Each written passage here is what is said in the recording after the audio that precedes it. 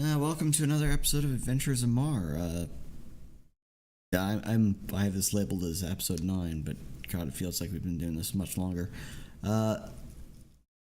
Anyone care to do the recap for what happened last time, or should I take care of that? Scoggin was angry. We have to go capture a sand giant. It's a suicide mission. And we enlisted with some other travelers, and we got some arbalists, and I think that was about it. Signed up with the scary pirate. Oh yeah, we signed our souls away to the dread pirate Roberts and the fucking whatever magic boat thing. I mean, that's one way to describe it. Erazem, you're not in the game yet. What the hell? Off to a great start, I see. My internet crashed right as we started. I said Erazem, not Bright. You're showing up in here. Yeah, I forgot you have to click the fucking thing twice. So I was just on the screen for to enter into it.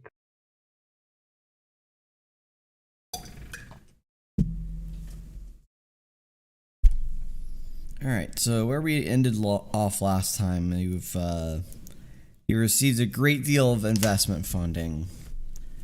So your characters now, you could have spent that money before this episode, or you can spend it now, and then we can move on to the next day where you await the results of the caravan. What was it? 1,500 split 4 ways? Yeah, I suggested previously that we buy manacles and a lock for 520 gold. Ah, okay. Yeah. And if we do that, everyone gets an extra 245. Okay. That sounds like a good idea to me.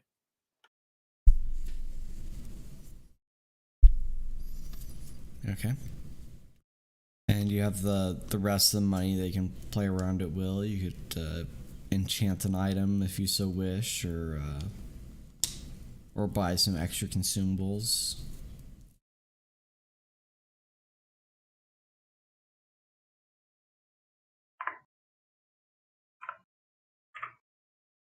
Because the difficulty isn't entirely within hauling the giant back. It's taking it down in the first place, is it not?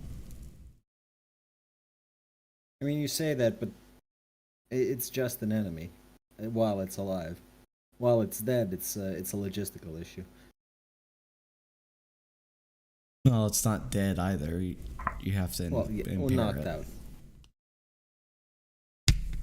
Because when it's walking around, it's just an enemy. When it's knocked down, it's a logistical issue, is what I'm saying. Okay. It's, transporting it is more difficult than fighting it. Because the system. So you'd rather just have the coin? Giants. Well, I don't have anything to spend it on. Everything costs far too much. The one of the other parties secured some extra animals, didn't they, to haul shit? Yep, and you have I assume 6 additional people with you. Well, they're taking care of the siege weaponry, but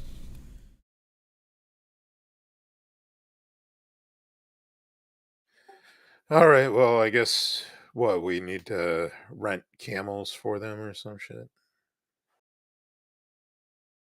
you can assume that they take care of the transport for that on their own. But if you have no purchases, we can go along, move along to the next morning, where you have to meet up with the totally above board meeting with that lieutenant from the Bronze Helms.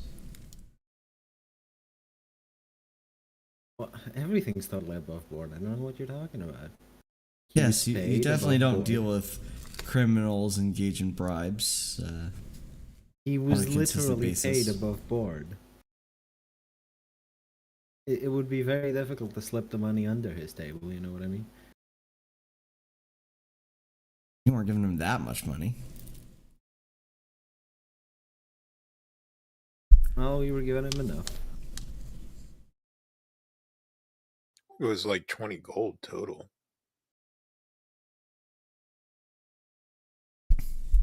Yeah, that's like 5 minutes out in the desert. You consider that he doesn't have to walk 5 minutes out into the desert now.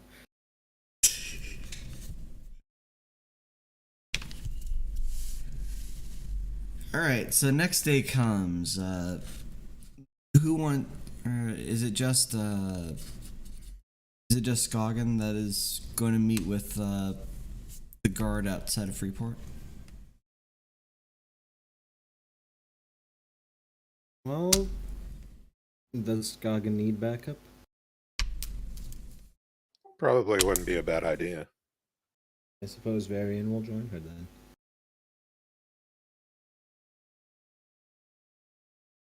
Alright, and the other two, I'm guessing, just stick around in the Salty Dog, drinking in the morning because they're due for Soon a to trek die. out into the desert to chase down a giant.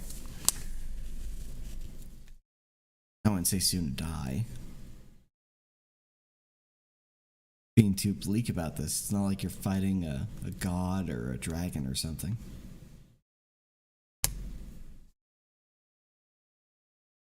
Alright, so outside the town walls, Scoggin and Varian find that the caravan has been well and truly gathered, ready to go to the northwest towards Diarnas.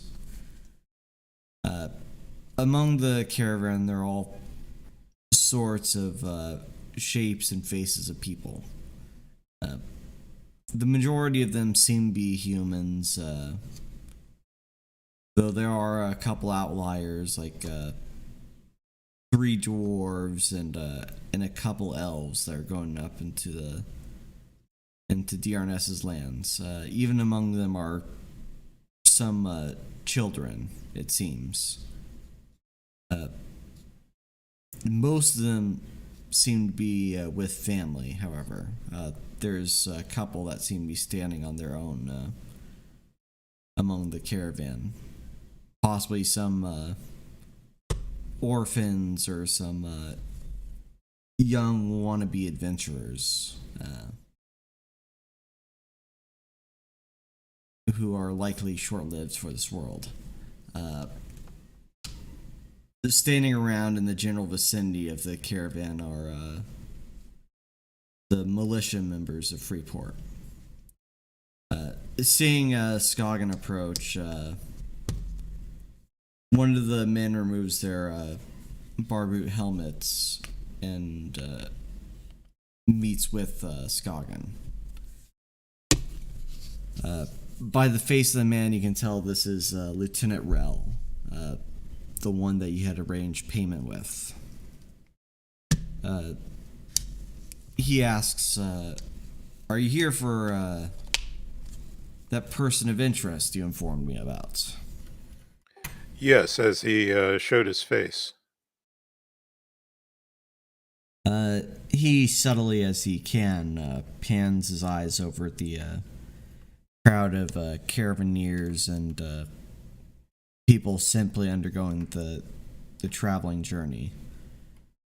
Among them are some older gentlemen sorts, most of them wearing head coverings.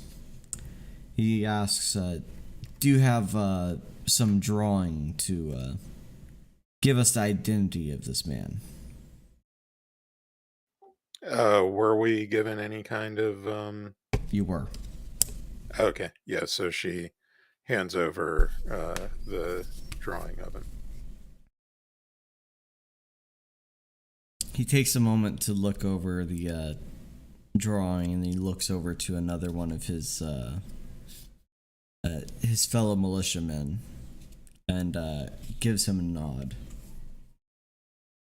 After a moment, some other militiamen go into the crowds, just quickly looking over people and their belongings, presumably under the guise of a belongings check for any contraband. One of them stops before an older gentleman that seems to be hunching his back over some crates, and pulling him away from those crates, they grab him by the arms and drag him from the crowd. How what a wonderful display of Freeport hospitality.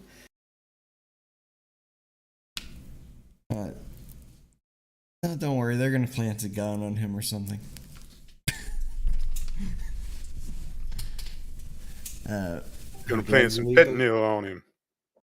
Are drugs illegal in Freeport? It depends on what drugs. Well, whichever drugs they plant on him, I assume aren't. Drugs, maybe poisons, who knows what they'll plant on him. Just plants. They'll plant plants. One of the guardsmen shouts back to the lieutenant. Lieutenant Rell, we've found some suspicious items among this man's belongings. We'll need to take hold of him immediately to get this sorted out. Aloud, Rell shouts to the caravan. Apologies about this one. It seems this man is not going to be making his trip to Diarness. Hopefully it is nothing, but in the meantime, he will be staying with us.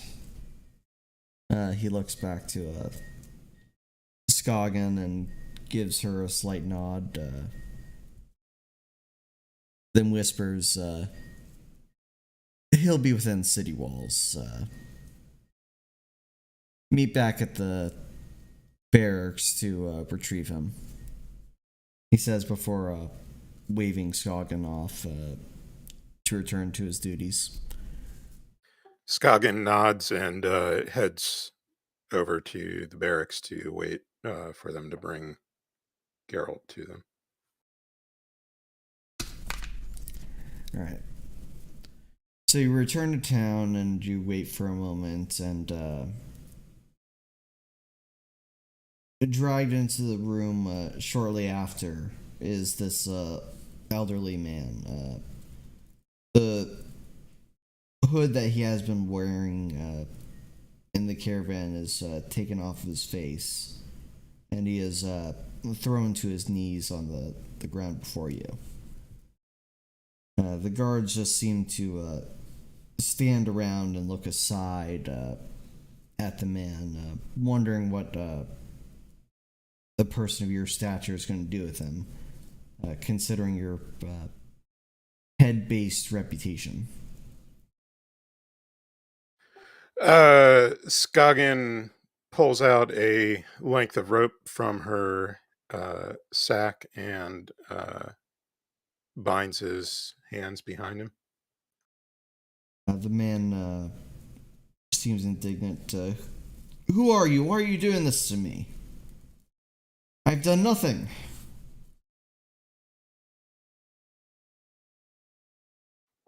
You know what you've done, and you will face your just accusers. And she'll shove a rag into his mouth to silence him. Okay. Before you can say anything more, of course, you bind and gag him, and I assume you're just gonna pull him out of there. Yeah. Yep. This is good practice for the giant. It's like this, but much larger. Much larger and more capable of fighting back, and no militia members to do the job for you. Well, come on, we have other adventures to do the job for us. Yeah, that'll really make you outstanding in your field when fighting the giant, having 4 people cowering behind a sand dune while other people do the work.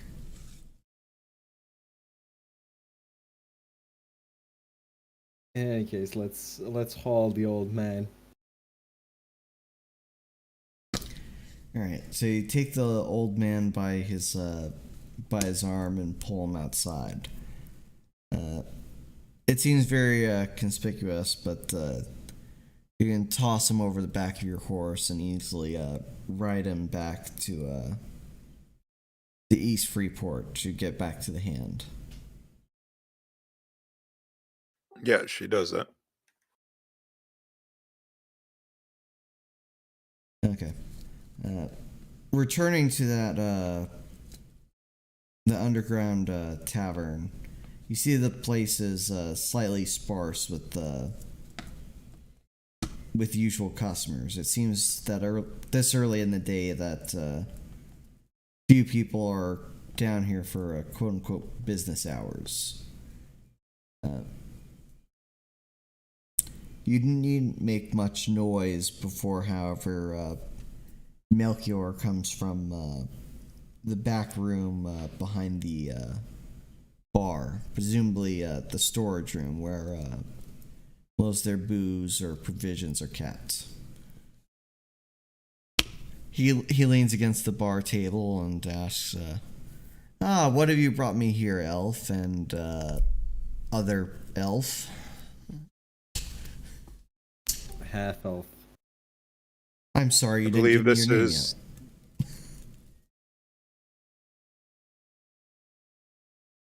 yet. You were saying? I believe this is the man you were looking for, Geralt. He looks over the aged human for a moment, then rounds the front of the counter and takes the gag out of his mouth. The man keeps his lips tight and firm, trying not to utter a word or a gasp after his gag has been removed. Melchior looks him over for a moment and says, "Indeed it is. Welcome back, Mr. Geralt. I believe that we have some unfinished business."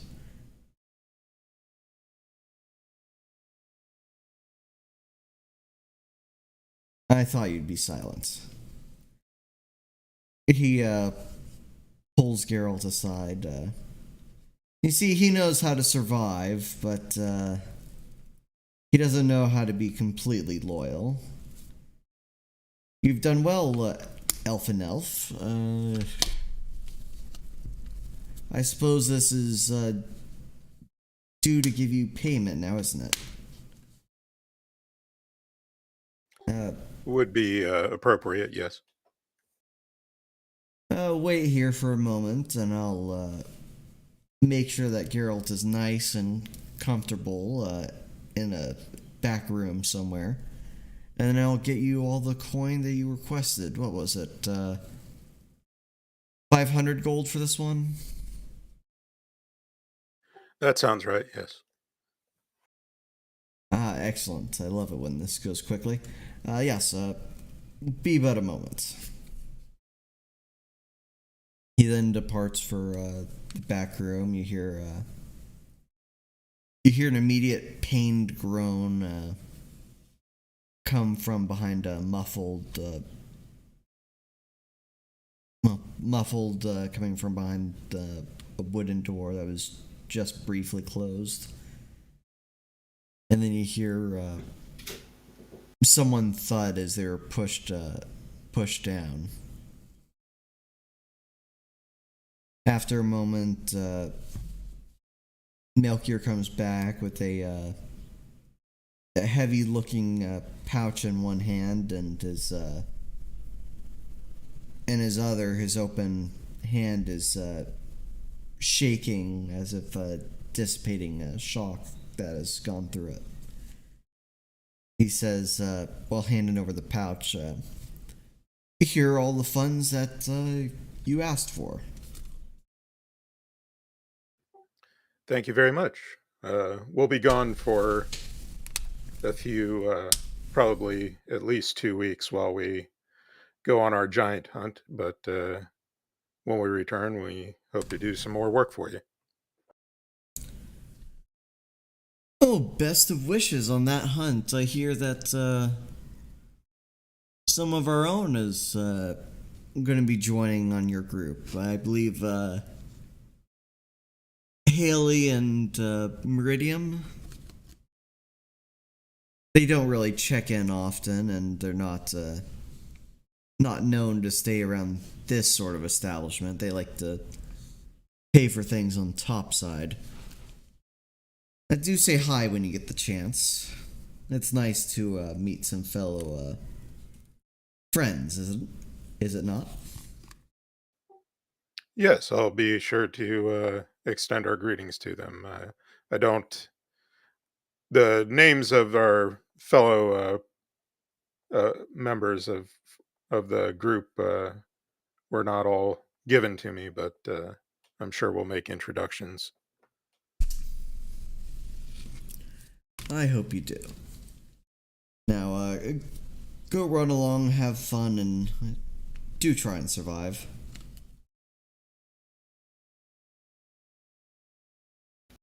We always do. Well, that's always the goal, isn't it? Melchior just simply smiles and waves you away before he himself goes into a different adjoining room to the tavern room here.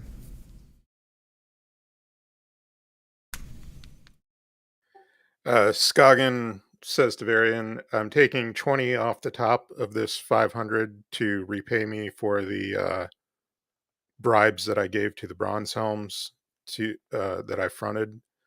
And then the rest of the 480 will split between the three of us. Sense motive to see if she's lying about the amount she bribed him with.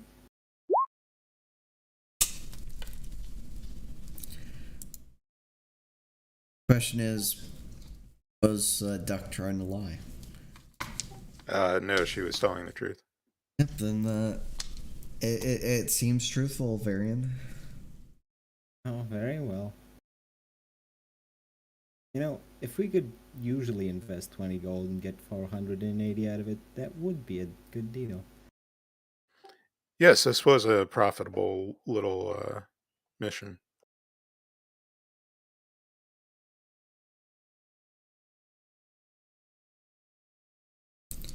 Alright, so heading back topside, which I assume your characters are going to do, you meet up with both Castor and Sid and the salty dog.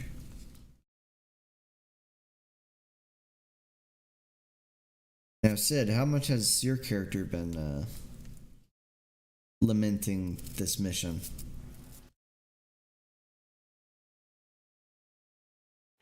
Probably enough to be drinking somewhat. It's not game over, man. Game over, but it's like this is like the butthole pucker, you know? Yeah, this is the should have brought more lube moment. We're gonna need a bigger boat, that kind of thing. Suppose. So, Skoggin comes back with gold.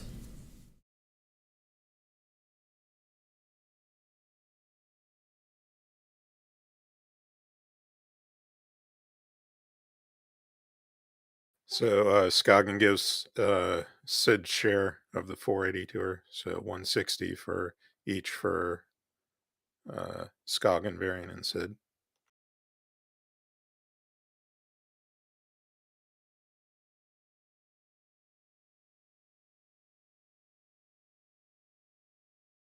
Wonderful.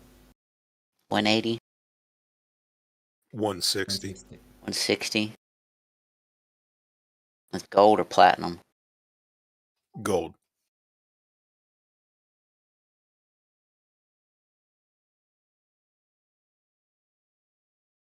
all things considered, you guys have had a couple of profitable days chained right next to each other. And now they all horribly die, right? Oh, why would you die? You're just going out to get a dragon not dragon, a giant that's been enslaving people for years. If he's been enslaving people for years, why are they only dealing with it now? Have you gone out and fought Political giants convenience. lately? No, but we will, you know. Yeah, you are now.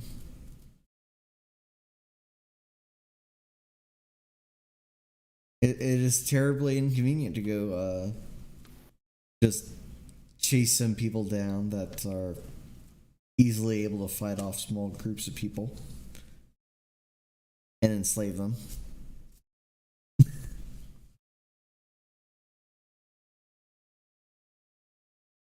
Alright, so your meeting passes at the Salty Dog and relative silence after the coin's been handed out. Anything you want to do with the gold before you meet up with the rest of your people? Do we need to do anything? I mean, if you're going to be out in the desert for 2 weeks, you can either invest that money into something that would help you survive, or you can make sure it's all cashed up somewhere. I mean, Skagen has supplies for a fair amount of time, Yeah, it's not and like she bought some blunt arrows to try and deal non-lethal damage to capture the giant alive already. So I don't really know what else she would need to buy for the desert. If you don't have rations, get that, I suppose. Yeah, I have plenty of rations.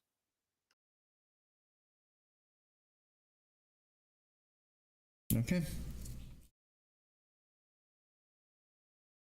Alright, so you do whatever checks you can on your gear, and you venture outside Freeport's gates. The way outside of West Freeport is mainly clear now that the caravan has started moving after that little disturbance by the militia. And now a different kind of gathering has begun.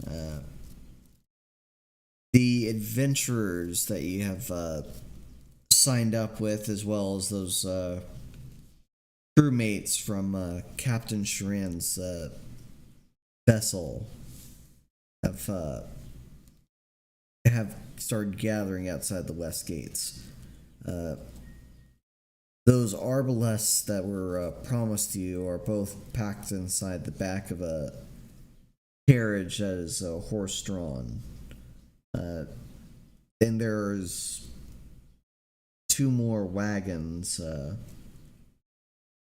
filled with supplies, chained nets, and ammunition for the myriad of archers here, as well as the arbalests, as well as some rations and choice items that seem to be useful, chosen from each group.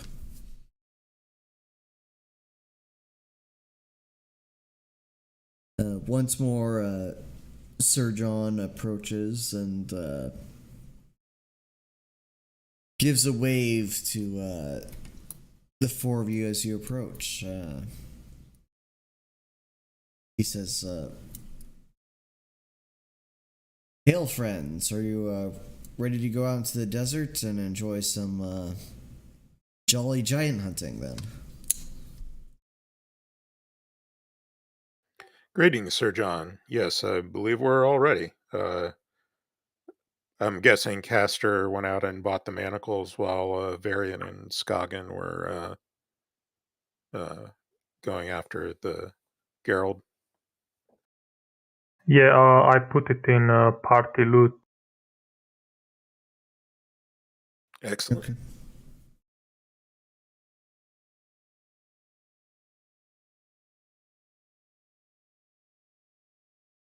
All right. So, with no objections being made, the last group to arrive seems to be the group with the elven folk and the tieflings. She seems rather perturbed coming here, but they all ride on a single wagon that they've brought along for this journey. It seems like none of them have any intention of striking out into the deep desert, considering all the wheels that they've brought with them.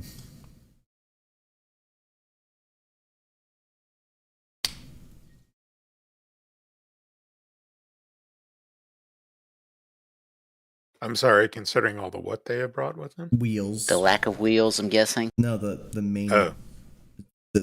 No, not the lack of the amount of wheels. You don't want to drive into some dunes with spoked wheels. But are there more doors or wheels here? There are no doors here. Well, you saying they didn't seem like they were going to set out into the deep desert, judging by the number of wheels, and so Well, that would mean they would have fewer wheels, not more. Well, as in they're not going deep into the desert. They're going to be sticking to the road. Is that what that would imply? Because the road is mainly hard ground. We need to cross a large distance anyways, and the road is leading that way, so... Yeah.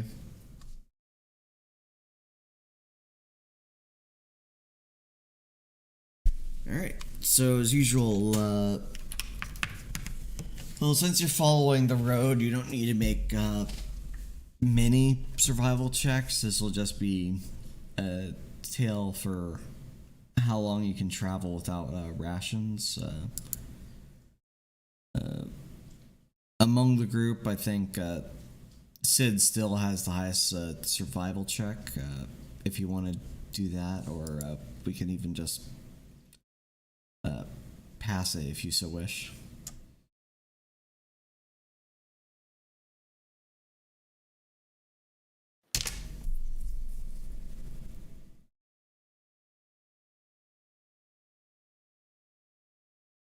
So that silence, I'm guessing, is vote to pass student survival. Okay, never mind. Yep. I had to find it. Sorry. Yeah. So even sticking to the road as you guys are, you're able to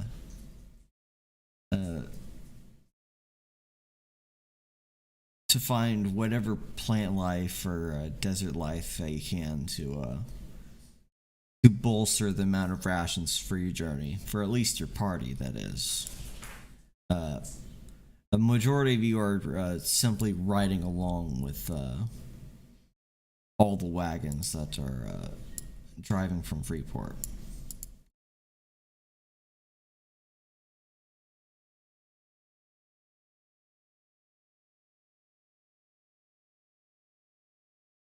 That good a time in a single day.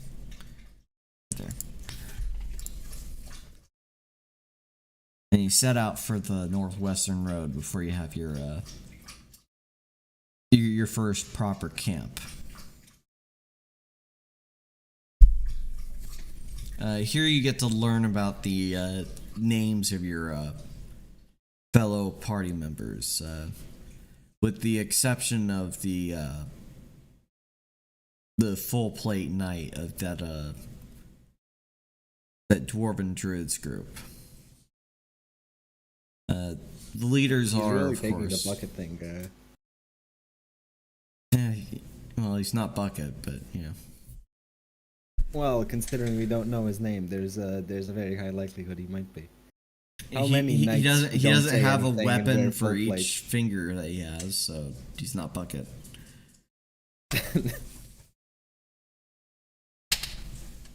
And he doesn't have a horse just for carrying his unused weaponry.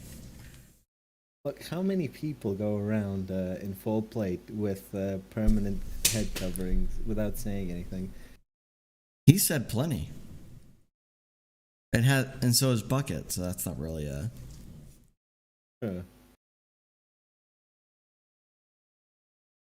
he seems So to be knock keeping off- his identity secret, despite being so well armored. I shall call him Knockoff Bucket.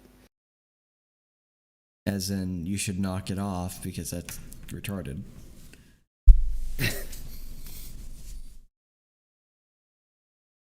Value store bucket.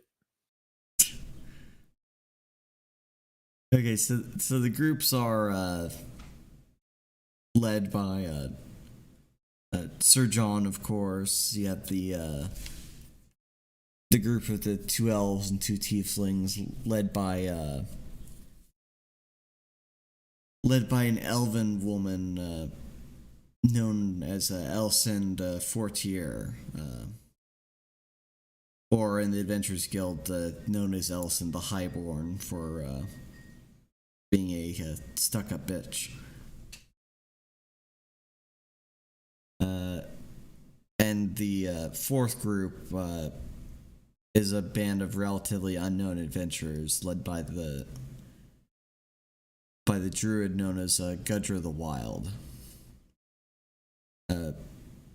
In John's group and Gudra's group are human thief type people. One a woman with a bow known as Haley, and the other Meridium that has a rapier and main gauche for his weapons of choice. So those are the ones. What's his name talked about?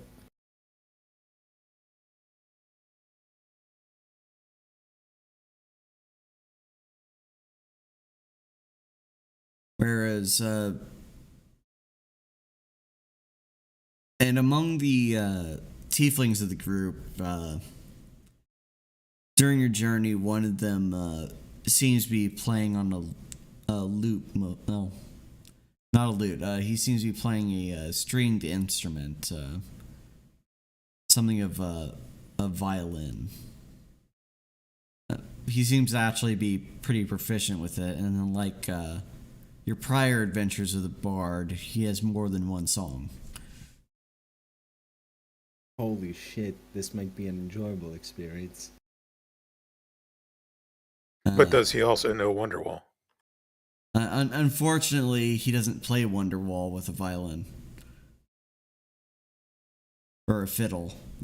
Call it a fiddle. It sounds more appropriate. You don't play Wonderwall on a fiddle. Play it like a goddamn fiddle. And this bard's name is Skarkith. He seems to be the more jovial of the 2 tieflings, with Skaraz being, or rather, bestial weird guy with a penchant for sharp things.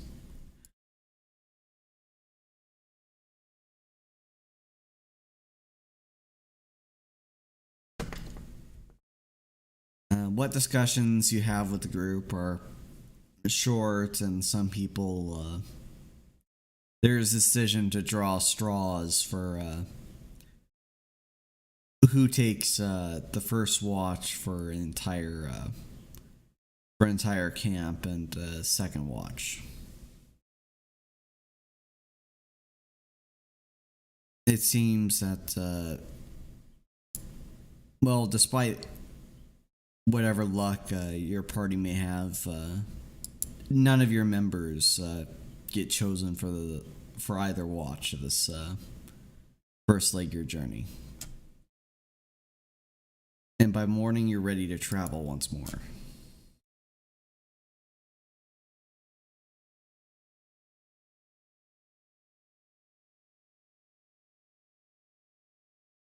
Alright, want to do that survival check, Korinne?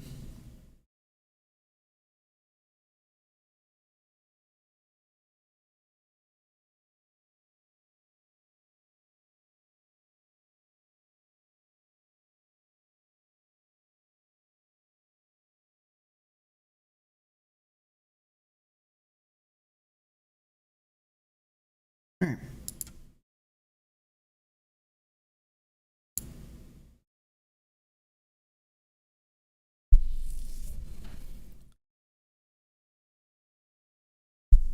So you journey once more, getting well out of sight of Freeport on your second day. Your traveling group doesn't seem to be that far behind the caravan that you first met with a couple days ago to take Geralt out of their midst. With any luck, the caravan will be attacked by giants or maybe even dervishes of some kind for you to get a nice little reward on the side. Or at least that is the murmurings from Meridium to a yet introduced dwarf from Gudra's group.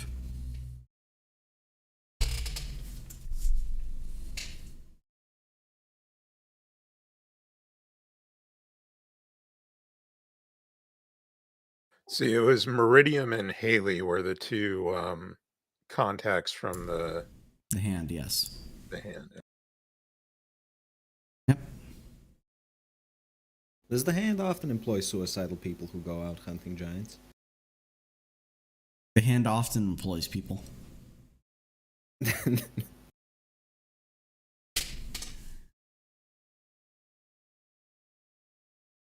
And it's not suicidal if you're earning a bucket load of cash.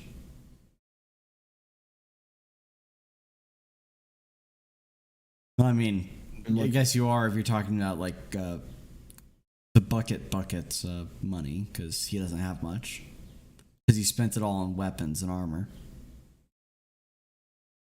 Bucket actually had a surprisingly large amount of money, from what I remember. Because his main armor was just given to him by his class features. I suppose. What was the name of the bard tiefling? Skarketh, I can even type it out.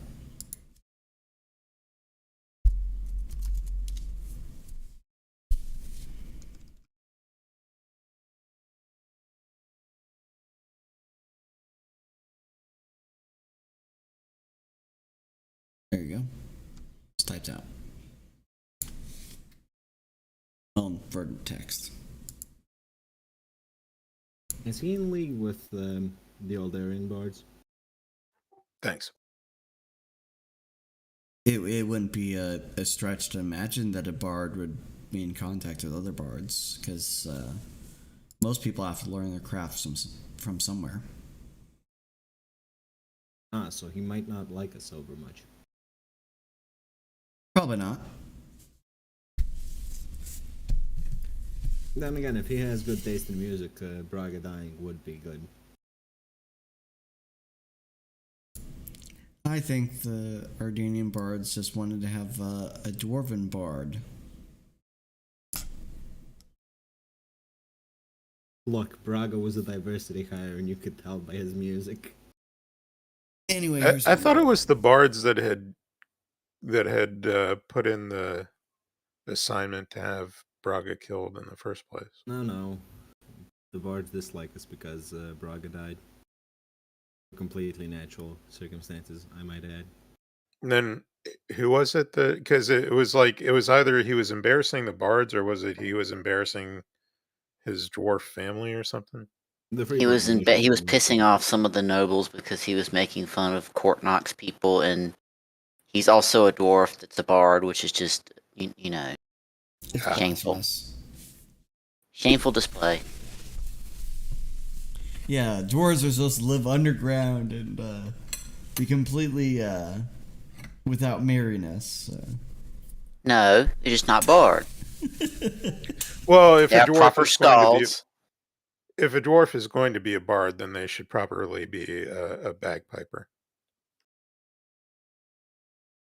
Not to mention, even if they could be, a bard, you're not supposed to run around whoring and whining and shit like, your typical bog standard bard. Yeah, It's unseemly. That'd be too human of you. Think of your family, man. You don't even have to be a bard to go around whoring and drinking. Yeah, Varian does it almost as much as his mentor priest. Listen, Varian does not drink that much. That much. He was fortunate enough to not get drunk either of the times he drank. All right, on your third day of travel, your pirate crewmate people start griping about the desert heat, and they seem to consume a lot of water rations that have been purchased by your groups. Thankfully, though, it seems that any strain upon the rations is swiftly dealt with by Gudrun, who can easily just fabricate more water with his nature magics. That's useful. During the day's travel, Skagen will at some point ride her horse next to the Ellison's cart and try to strike up a conversation with her. Okay. What are you gonna start breaching that conversation with? She'll ride up and say, "Greetings. Thought I would introduce myself to their elves are so rare in these parts. I thought I would. It would be nice to converse with someone of the Highborn." Oh, so painfully rare. And especially so few of the pureblood kind. It is quite a quandary that so many go out and lay with the low-born mortal peoples. You should show her your skulls. Distant shouts of "fuck you" from Varian.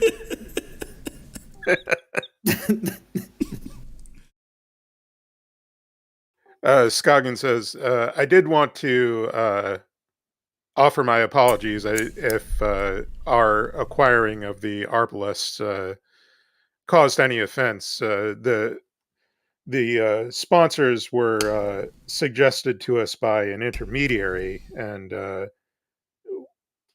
remembering that you had mentioned the Arbalests were part of your plan, I thought it might be prudent to acquire them for the entire hunting party at the expense of the rather than having to go out and purchase them later to acquire them as part of the sponsorship." It did seem quite infuriating at first, but after a night I did settle my mind and ambitions. You had saved us quite a bit of coin from being spent upon these markets. Unfortunately, these coins have little place to go but those markets. One day, when I earn enough fortunes, I will be returning back to the homeland, but So it is. Indeed, that is my intention as well, to someday be able to leave this parched, arid land when I have acquired sufficient coin. Cough, cough. Show your face in public. Cough, cough.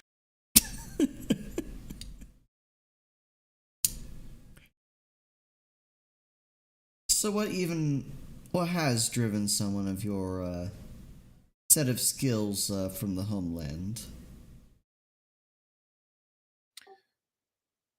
Well, my skills find great use in these uh, uncivilized, untamed lands. There's always a market for skilled uh, swordsman and someone with knowledge of the perils of dungeons.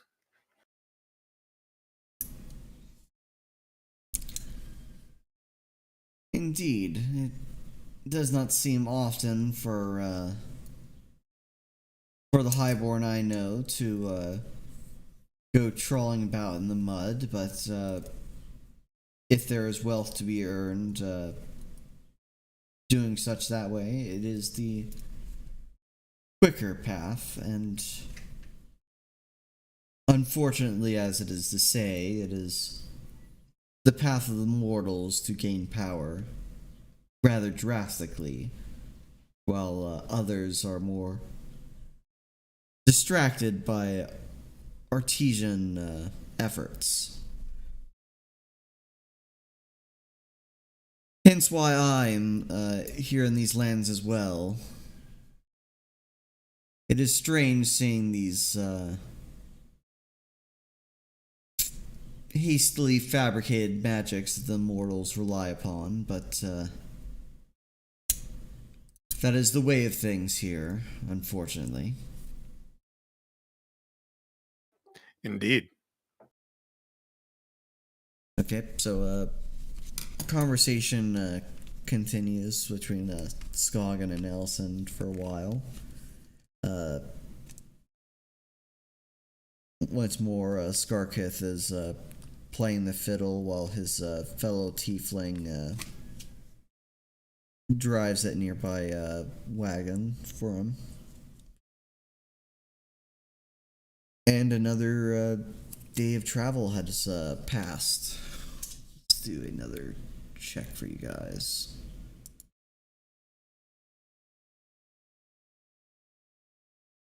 Luck, I'm afraid. Alright. Another morning, another time for travel. Out in the desert, there has been, not to say strange, but different sightings than just miles and miles of dunes or desert birds flying overhead. At some point, you had seen massive clouds of sand being kicked up, likely by dervishes riding through the land and seeking of prey upon the backs of horses. Unfortunately for them, they see that your group is well armed and well equipped to deal with any attempts at banditry, and have thus broken off before they got much too close to your group. Could I get a survival check from Sid?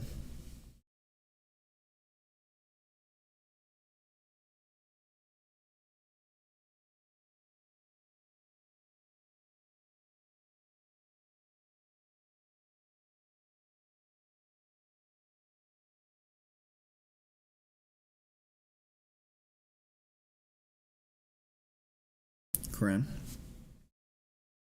Yes. Could I get a survival check? You may.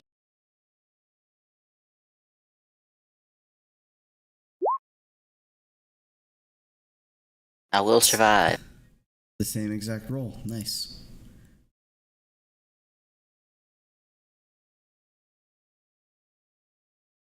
Find any giant tracks yet? Unfortunately, no.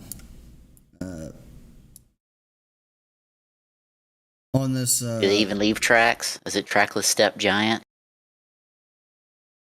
on this fourth day of journeying, there are similar gripes from other seemingly less traveled adventurers from the desert, complaining about how they have not seen any sign of much hostility to come upon them so far. This seems to be mainly from the second dwarf of Gudra's group.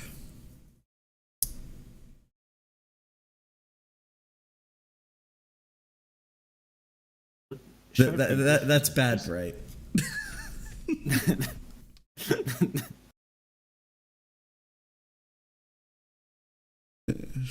that joke is down. So wait, the dwarf is belly aching? Yeah, he hasn't gotten into any fights, and he's had his trusty crossbow ready for a long time. Okay, so I thought he was belly aching about being in the woods or out in the wilderness or something. But if he's belly aching about not being in a fight, that's fine. Yeah, exactly. Short people, short tempers, you know how it is. These are appropriate grumblings.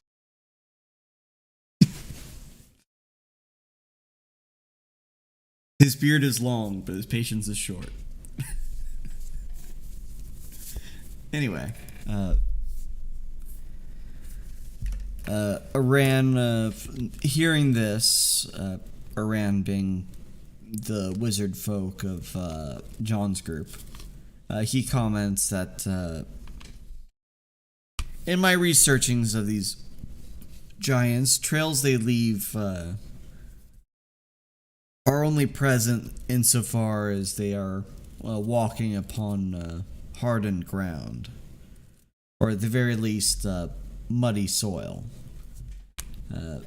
Those that walk upon sand can do so without leaving a step, or much less sinking into the depths despite their great weights. They have no magical influence over the sand, of course, but they seem to be naturally in tune with it. Like Eskimos in snow. Where are these Eskimos that you speak of? They're snow people.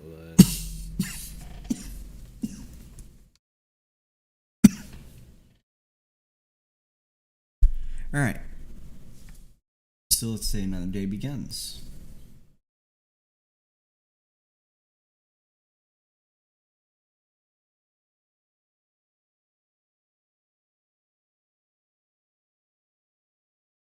Here we go. At the start of your day in the desert,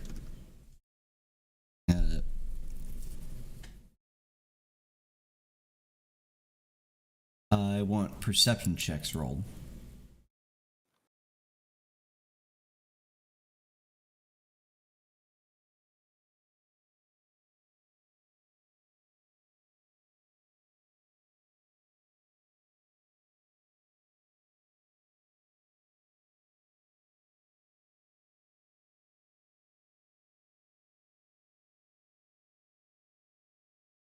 Sid is the first to notice that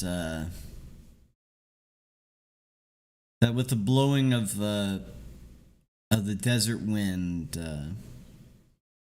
picking up the sands nearby, there's a cloud off to the what is it? Let's say you've gotten about this far in your from the south. You were clearly following in the wake of a caravan, but so seems to be something else. I'm gonna whack caster on the arm and point at it.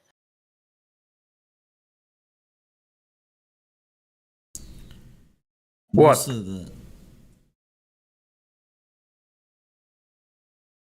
You mean the cloud?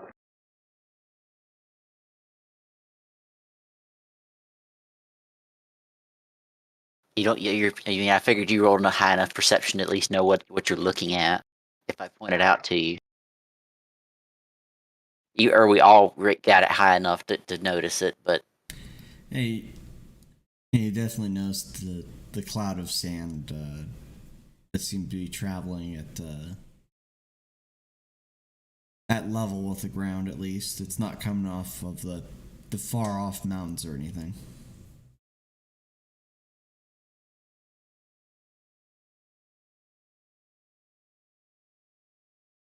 A few of the other caravaneers, or a few of the other groups, are noticing the winds off to the south. At the tail of your group, the pirate crew that is watching over the arbalests are grumbling about at their posts. Mainly discussing the last time they had meat. So their notice is extremely low of this phenomenon.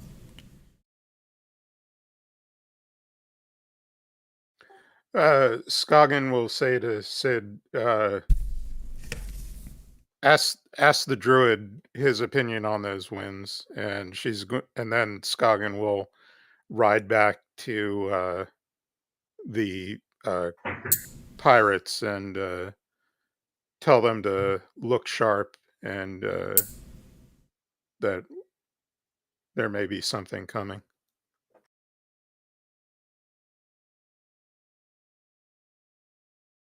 All right, the pirates look among each other as Scoggin gives this order. They look out into the direction that Scoggin likely mentions, and they say, didn't know the desert had squalls, before they seem to start preparing to get the arbalests off the back of the wagon in a position where they can fire it.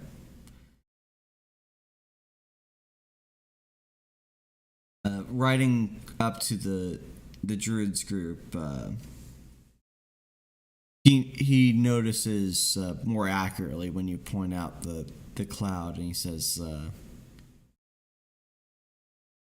there is our sign that we're being finally tailed. We must make a stand here, he says somewhat forebodingly. He looks over to his fellow dwarf on their wagon, and that dwarf blows a horn, signaling for everyone else to stop. John rides separately from his supply wagon and meets up with Scoggin and asks what appears to be going on. There's a wind. There's sand kicking up in the desert south of us. She points to the sand. The druid says that it's likely our quarry, and that we should prepare for battle.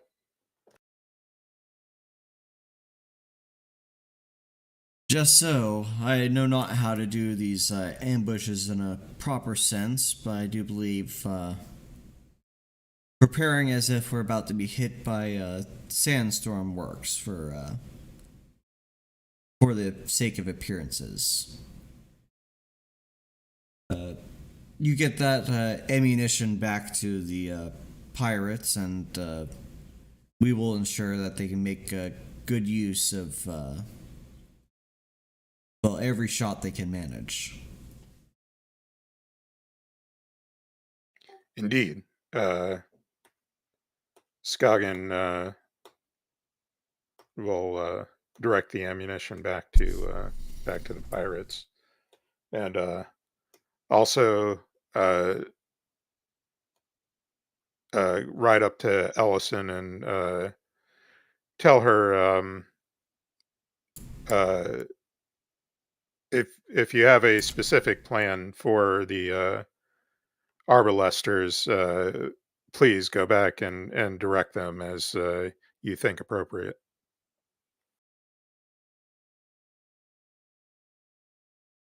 She remarks, looking back her pure blonde hair, but of course I will do so. And ensure that these crude pirate weaponry will make their mark. We will begin off the fight with entrapping this giant within chains of human forges. Hopefully this does a great deal of the trick in slowing it down.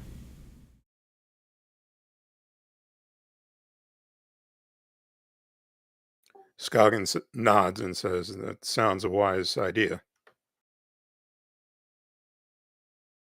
Alright. So you guys get prepared for combat. Elisand is...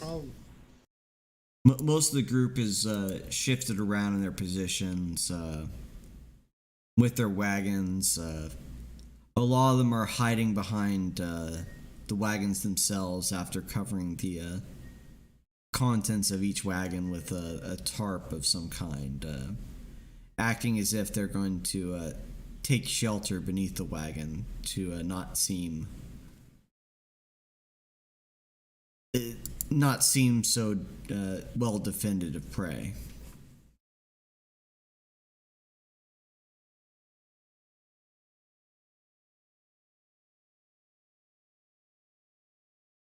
You were saying something, Brett?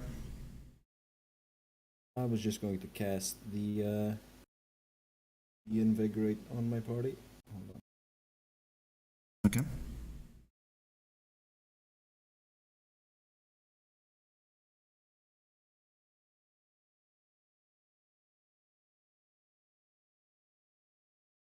Oh, this is just regular invigorate. Wow. Oh, not invigorate, sorry. I clicked the wrong thing. It was revitalize. Ah, there we go. That's the thing I was casting. The one buff I have. I think for this combat, invigorate might have been better. Anyway. Look, they'll get healing too. Don't worry. Health is better. Alright.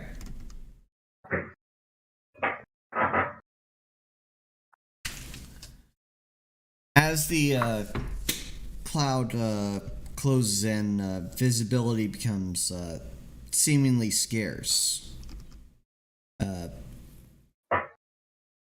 But within 100 feet, whereas it was very difficult, if not impossible, to see before, you can now see a tall, if not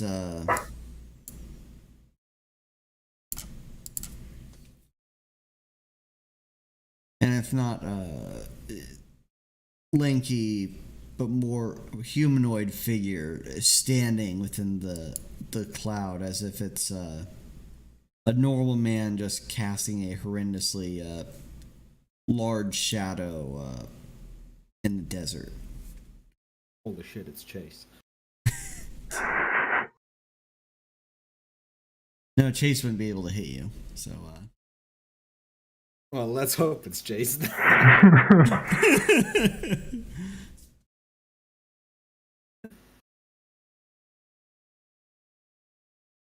As this lone creature closes in, the winds seem to disperse the the sandy clouds, making it much clearer the closer that this is a giant striding before you. His skin is tanned with the desert by the desert sun. He's wearing a cloth and robe, no less quality than any tailor in Freeport might be able to provide. And taken fresh from his belt are a pair of scimitars, adjusted for the height of a man that is 25 foot tall. He seems very much ready to use them. The other adventurers are quiet as they sit behind their, let me just shapes right now to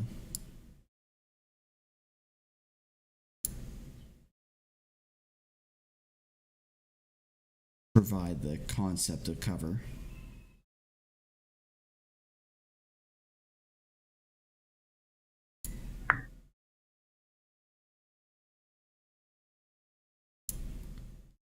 Behind the wagons that you folk have hid yourselves behind. Most, if not everyone present, is awaiting a signal.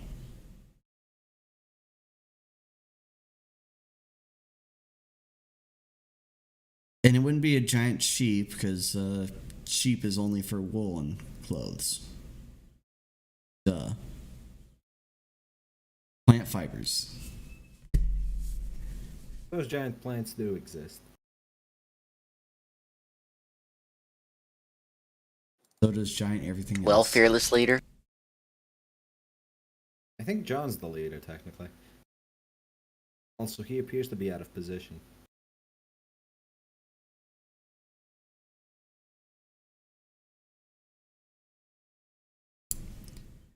The giant treks further. Let's see if he noticed anything.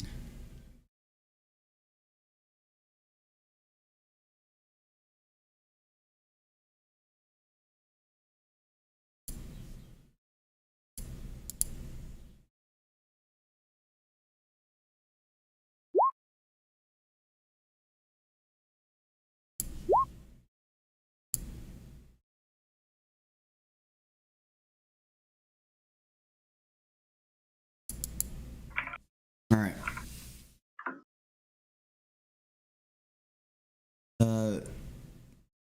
There's a slight calm as he approaches further.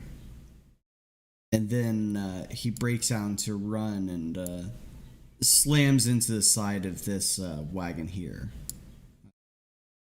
rolling it towards this crowd of people, pushing them under this wagon's weight as it's brought to its side. He says, the giant speaks in a loud, booming voice.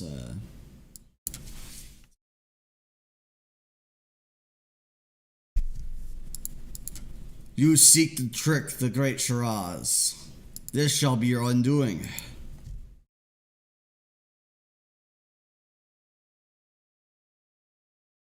Come, you insignificant whelps. I will bring you back to my home, and you shall serve me for eternity. Eternity? He's offering immortality? Shit, these motherfuckers discovered immortality before the Eternal Cabal did. Well, it depends how you define immortality. Ask John about that sometime. I'll have to get in touch. Yeah. Alright, John walks out from around the barricade of wagons. He first holds aloft a scroll unfurled. He shouts back in a voice as loud as a human is able to. Shiraz of the Sand Giants, I come with a proclamation of Korra. A warrant for your arrest. You shall be seized for your law-offending ways. You are guilty of slavery, murder, and thievery against the people of Freeport. Dead or alive, you're coming with us. And for the duration of 3 rounds, everyone here is benefiting from +1 to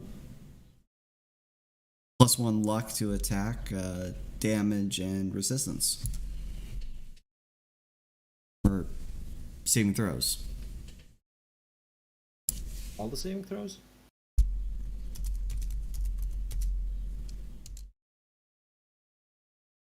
Yep.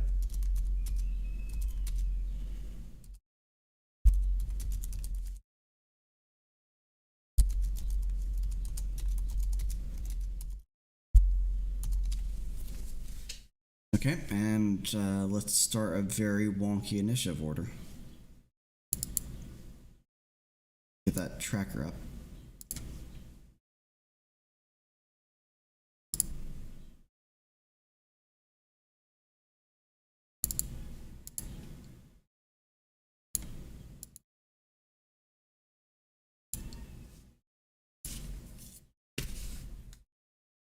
I will intersperse all the non-enemy NPCs throughout the turn order, as appropriate to my considerations.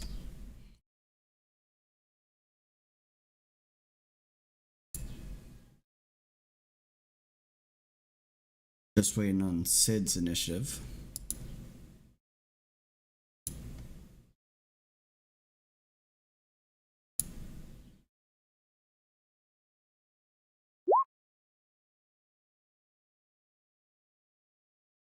Where's the tokens? I'm trying to find them so I can. They're at the top end of the map. Right here.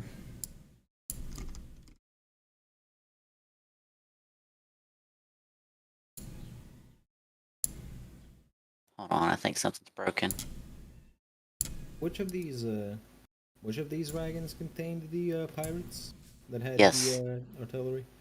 They're off to the west, off the map. Okay. Something was very broken. What happened? Wasn't even looking at the same screen. Oh, really? That's bad. I already have your initiative order tracked. You're 10 on there. Alright, so Scoggin, you go first.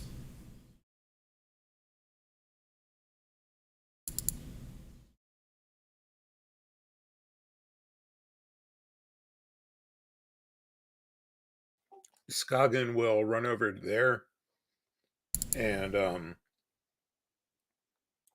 shoot at the giant with one of her blunt arrows. Okay.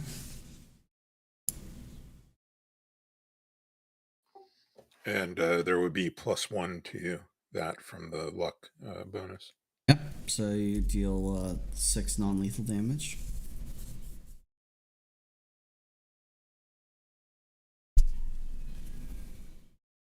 All right, Can you get next. sneak attack from this or not? No. He acted first, and then John stepped out and acted on his own initiative order to truly start combat. I'd say Meridium goes next. He, being a simple man armed with blades, pulls out a substance from his bandolier and tosses it at the giant. let's see if he can make a easy to make touch attack. Yes, he does. The vial explodes in a green burst of liquid. And the giant does make a... No, he doesn't make a fortitude save. Jesus Christ. What is with all my giant creatures not making their massive fortitude saves? Alchemy wins again. Alchemy is OP.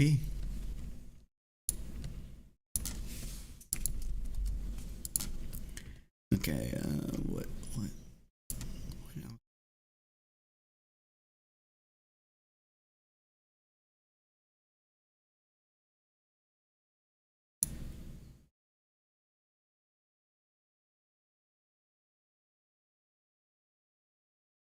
Do.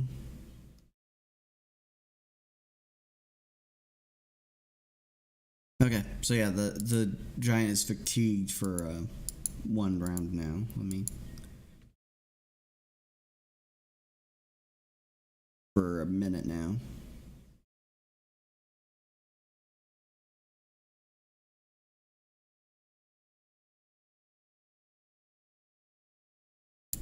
Let's put that one on.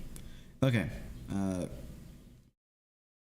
Let's also have Haley move next. She also has a bow.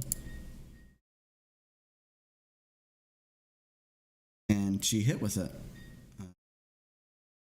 Dealing pitiful damage, but also aiding in the non-lethal damage that Scoggin started. Alright, now it's Caster's turn.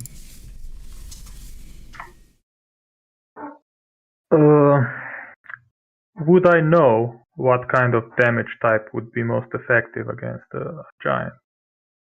Giant's a creature of flesh and bone.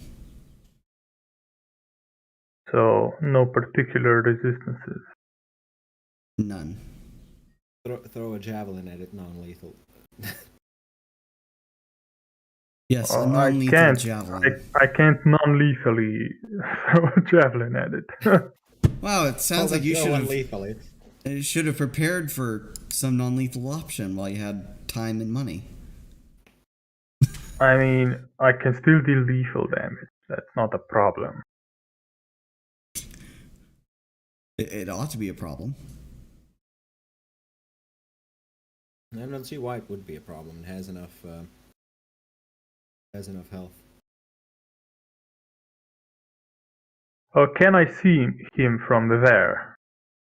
Yeah, you can stick your head out from around the wagon, yeah. And you can definitely see him I mean, towering as a ranged attack, can I make a ranged Not attack from there, no. there? Can I step here? There's a wagon. Or is it? Yeah, it's too cumbersome on your to side? get there. Yeah. Fuck it. Then I have to move. 10. I probably couldn't throw anything at him from here, right? You can throw if you go here. Huh, okay, so I'll step back to here and throw a javelin at him. Yep. Nope. Very, very accurate sniper he is.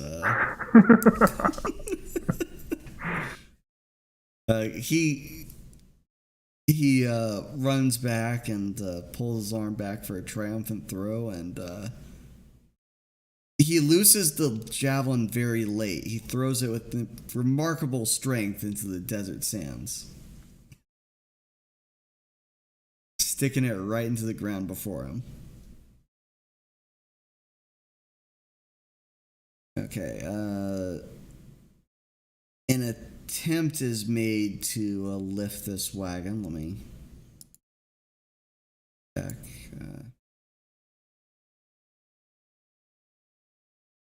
Okay,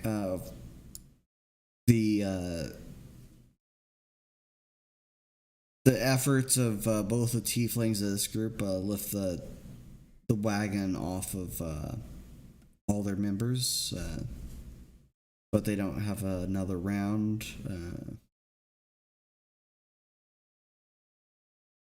see.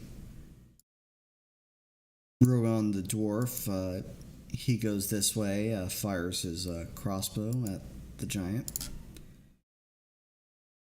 Also hitting. Do an 8 lethal.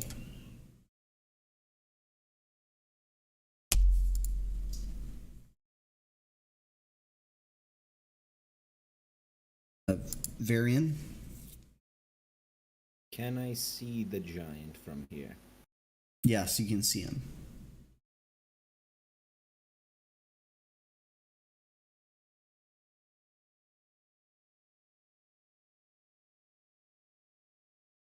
Does he technically occupy the whole, like 3x3 squares, or?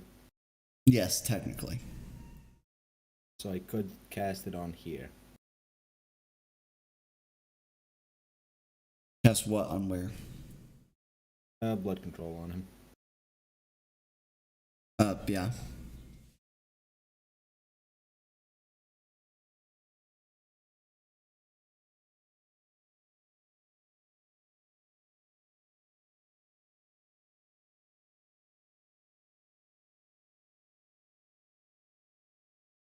Are you gonna click anything? I'm trying. Give me a second. Do or do not. There's no try. Oh, He says that does no. not make it. he just straight up says no. Alright. And it seems Elson's efforts at what is now the front of the group come to fruition as out from the left flank of this group. Oh, it still hits touch AC, I think. Barely hits touch AC. Out from the left flank of the group, both the arbalists fire simultaneously. And a big net of chain flies through the sky and covers the giant from head to arms, weighing him down considerably. Let's do this. Appropriate symbol.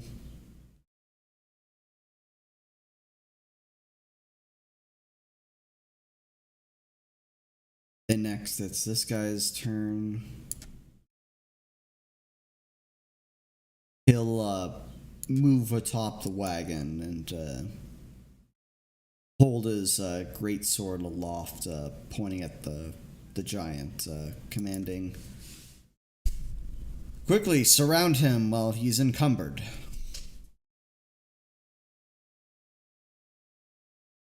And it's the giant's turn. He does a strength check with a -1 to success. Okay, and he doesn't shake off the net.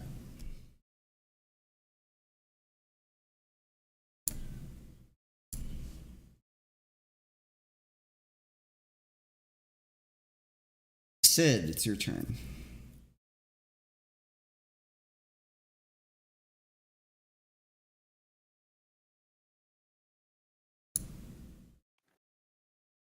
I can get my mouse to work. So nobody wants to close and whack the giant. Well, he's too far away from us. We can't go through the. Or maybe we could have gone through the. That's fine, because I wasn't going to anyway. I was gonna make myself less hurty.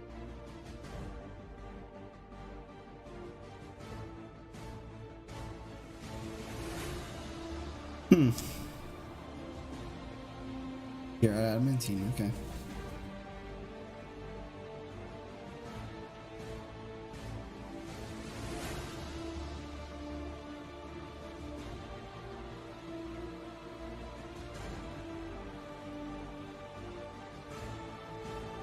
getting ready to charge in heroically.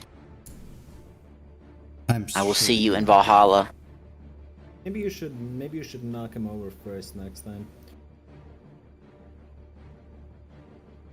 Other people have to go to Valhalla first, so that Sid can see them there. Prizes. Well, this is true, but there's a dwarf here. There's 2 dwarfs here, so I can't, dishonor myself. Alright, Gudra's gonna cast a spell, and he, like he has done before on the journey, he is going to conjure waters. This water will appear, dousing the giant and the sands beneath him. And also, let's test the giant's reflexes. Oh no. Oh no. The giant, as well as being encased, they're trapped underneath chains, is now encased in ice. A decent layer of ice.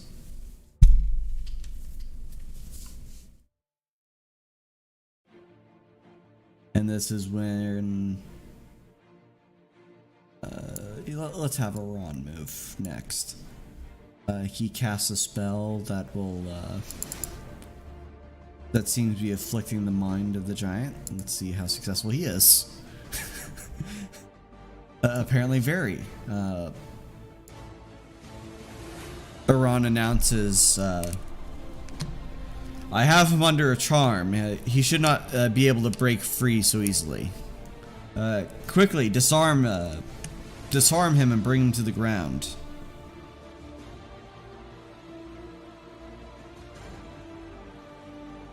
And it's now Skagen's turn.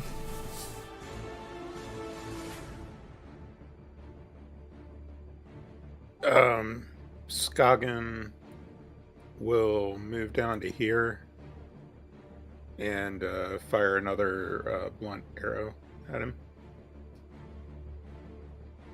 I will inform you ahead of time, though, that there's a decently thick layer of ice on the giant.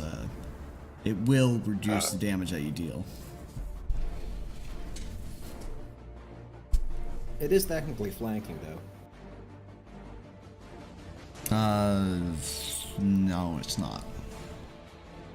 If he occupies the whole 3x3 square he's in, then this guy should be flanking, right? Nobody is flanking him. Nobody's on this side of the giant. Do you need to be close? Yes, you have to actually be in melee range to be flanking. Unless you have a feat that says otherwise. How many feet does Skagen have? 2. Any more questions?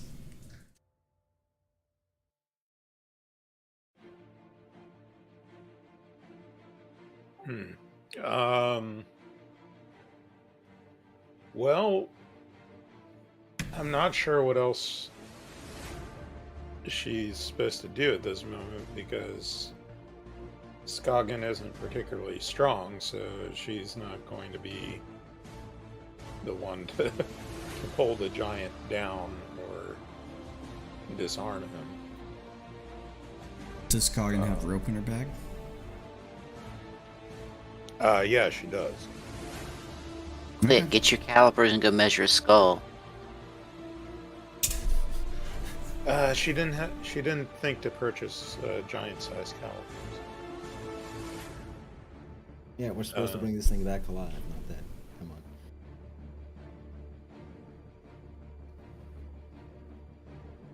on. Okay, well,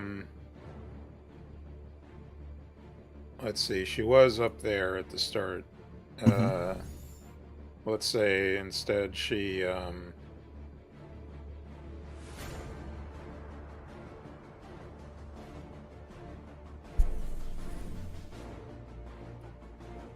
moves to there and she gets out, puts away her bow, and gets out a little length of rope. And that should be your turn because of all those actions. Let's see.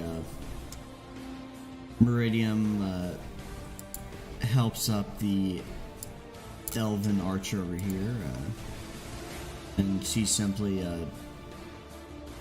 draws from her equipment also a length of rope, and that is her turn. And Meridium's turn. Who else? Haley also draws a length of rope. It's Caster's turn. Castor will simply move to here, wasting his entire turn doing so. Okay. Varian. No. I need to have the tiefling with the fiddle go first. He now getting up from the partially damaged wagon. He draws his instrument and he starts playing a song. This song is spoken with inspirational word that seems to travel upon the wind and be felt within your soul. The tempo of his bow against the strings of his fiddle seems to fill you with alacrity. You have the benefit of haste for the next round. Who specifically? Or is it everyone? No, it's Is not it one everyone of them. or just... It's everyone within 30 feet of him. Alright. And for anyone that doesn't know, copy and pasting in the text entry. AC and attack, right? Yep. AC, attack, 30 extra movement for your feet, and 1 extra attack with a full attack action. Is that the same haste this time sphere? I thought the time sphere haste. Time sphere's improved haste Okay. scales with caster level for the attack and dodge bonus, and it will give you the extra attack for full round action. The regular haste just scales your attack, your dodge, and gives you the movement.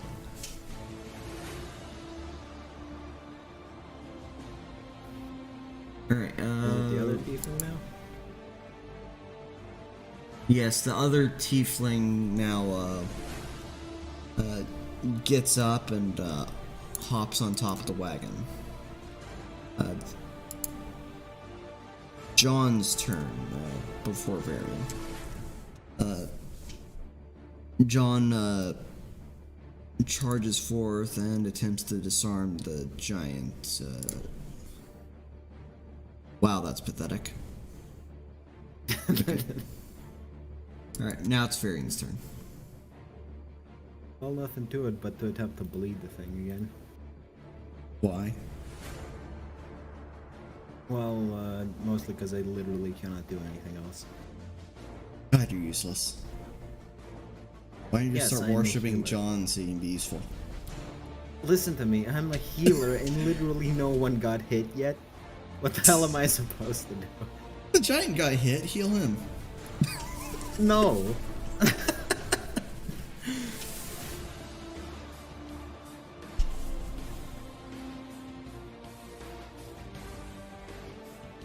What's his willpower? Oh, He continues to say no.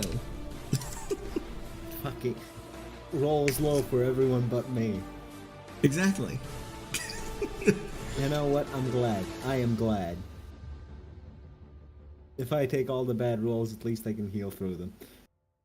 Okay, and the knight up front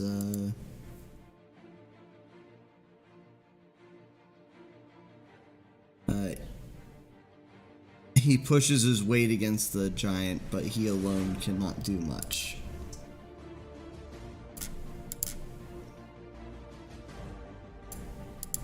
Shiraz gets a turn to try and strength check to break out of that ice that he's encapsulated in. Okay, the ice about him starts cracking as it inflicts its cold touch upon him.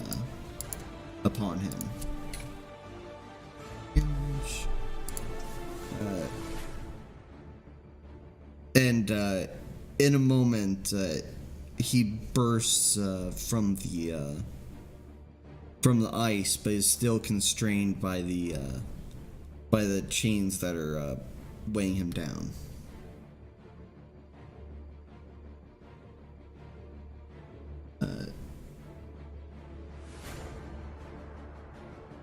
Oh yeah, he also needs to roll a will save, doesn't he, against Iran. He's not breaking out of that enchantment anytime soon, but he is struggling in other ways. Elisand casts a spell. Let's see.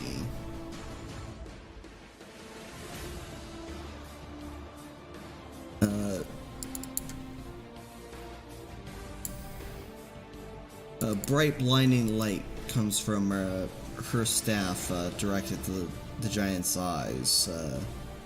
He seems to be unaffected, though, by the glare of her light that is incomparable to the light of the sun. Sid, it's your character's turn.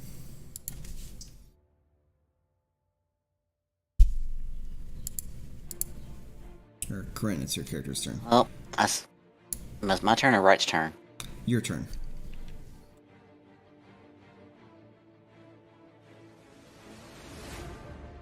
Well, I suppose I will yell some sort of over-the-top dwarven thingy-do war cry and run in here and start beating the shit out of this giant. In dwarven. Because dwarf. Commits violence in the dwarven.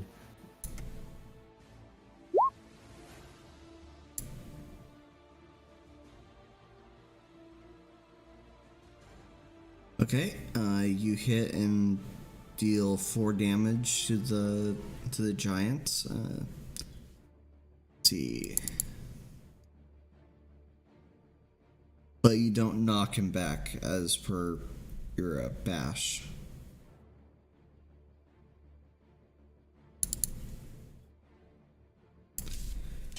Alright, Skoggin. Your character's turn. Skoggin will move to here, and using the rope as a lasso, will try to throw it around the giant. Okay. Just a range attack versus touch AC. Alright, you successfully get a bit of rope around the giant, though you don't think that your character has strength enough to pull the giant down on it her own. That is when the other, now quickly moving thief types start throwing their own ropes with the intent of bringing the giant down. Each closing in to Skoggin's location, each of them, let's see,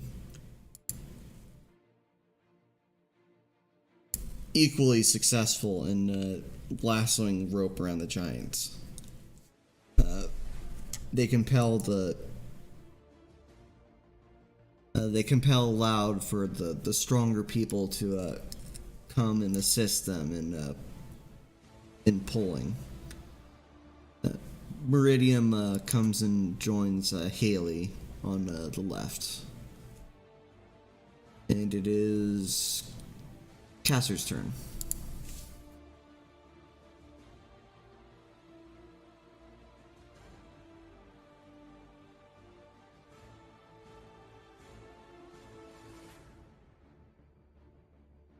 So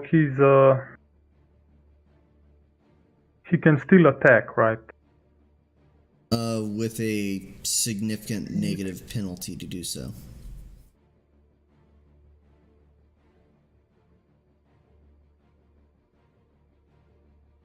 Don't know if I should smash him or the sword that he's wielding. Unless you have something specifically to destroy weapons, disarming him is just better. I mean, I do more damage if I smash him. His shit. Wait. I could try to disarm him, but I don't have any. It provokes an attack of opportunity, so. Oh no, it doesn't. Yeah. I can. I'll do this. I will first attack him with my warhammer. I get 2 attacks, right? No. You have a full I attack. have- You I get have. an extra attack on a Yeah. full attack, but you don't get Yeah, 2 full different attack. actions. I mean, I get. With a full attack, I can make 2 attacks. And disarm can replace one of the attacks, right? No. No? Disarm is a unique action as a combat. I thought it could replace. No. It replaces the attack. Combat action, maneuvers not, don't one replace of the attacks. Unless you have a feat for them, as per usual. I could swear that some of them can be used in place of an attack. I mean, if you have Sunder, you couldn't just break his sword. No, because what I was thinking was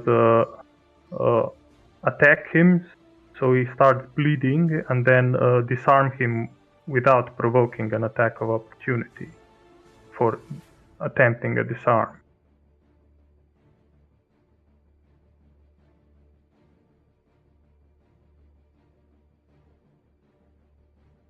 You could Oh, always anyone? just beat the shit out of him.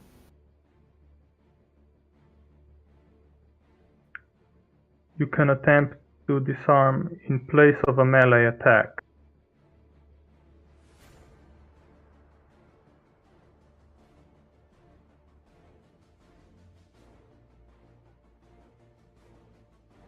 I think I should be able to use this disarm in place of just an attack. If I get 2, the first would be just a regular attack, and the second would be a disarm.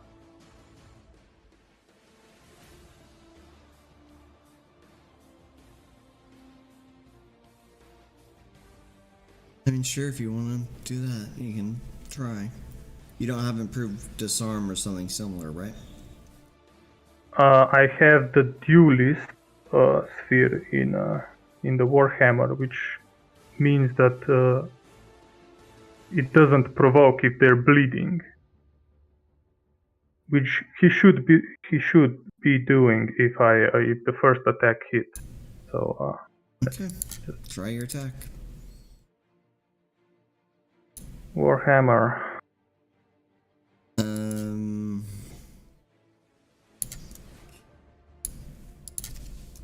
Should roll.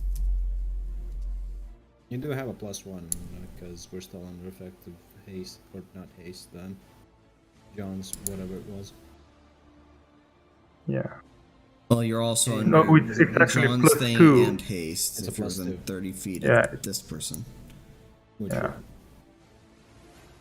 So 23, yes, he has minus to dex, so yep, I guess that hits. So that's 10 damage total? 8 damage and 2 bleed damage. 10 damage total, yes. And Okay. the second attack would be the disarm maneuver. Alright. And that fails.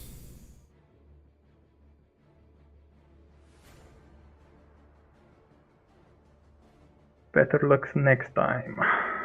Next time you can do it twice if provided the tiefling recast haste on you. Haste doesn't stack. No, but it ends this turn. Oh, yeah. he'd have to cast it again for you to get 2 disarm attempts next time. Alright, so this is where this guy comes forward and he helps with the pulling on the rope, trying to get the giant down. Not succeeding real well.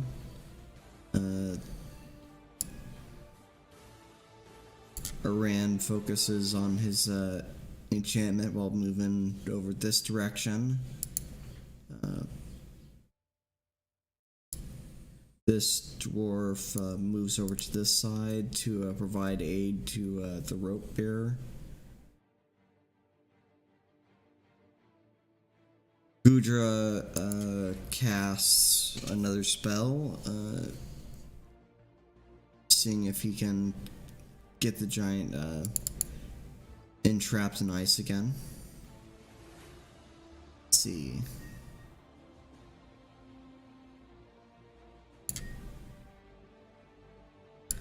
Alright, the giant is not able to get out of that effect and gets covered in a layer of ice again from the water about him.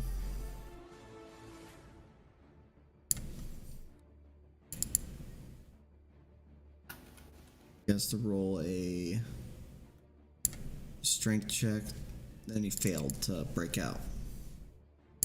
And he also, I'm guessing, fails on his... Oh, he succeeds on his will save.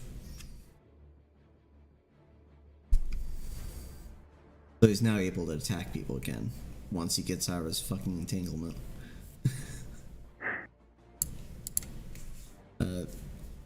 There are more things to combat than just doing damage.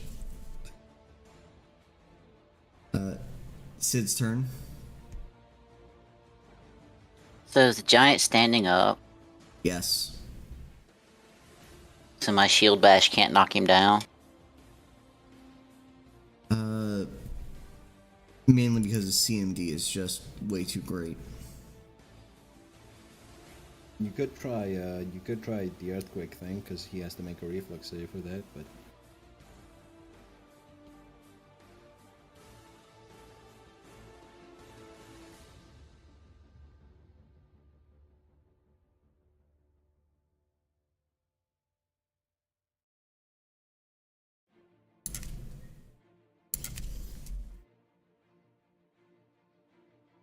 Let's see, what's my tremor? Okay, wait, can you shatter metal on his swords? Would that I work? can, that was the other thing I was thinking about, but I have to be able to reach him. You are within reach. Well, then I guess I'll do that.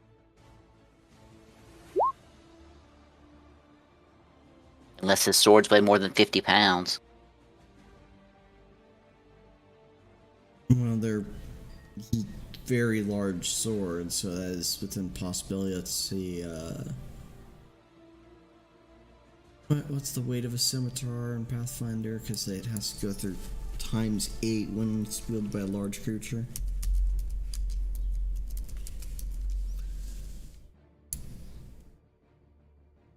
It weighs 4 pounds. 4 pounds. Yeah, it can be shattered. Is it just completely destroyed? Yep, What it says. Yep. An unattended, non-magical object. Let's say... Yeah, What, can he keep it from gets, shattering by pure willpower? Yeah, it gets his fortitude save then. Okay. A fucking fortuitous sword.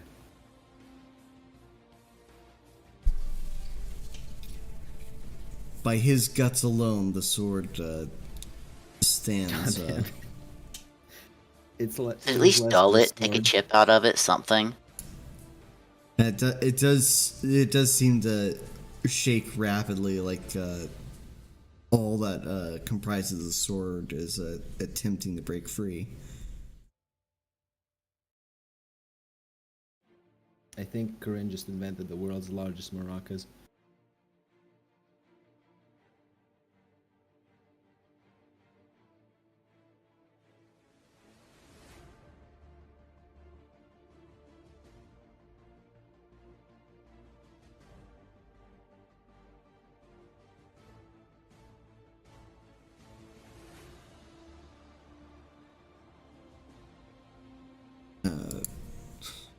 Was just checking something.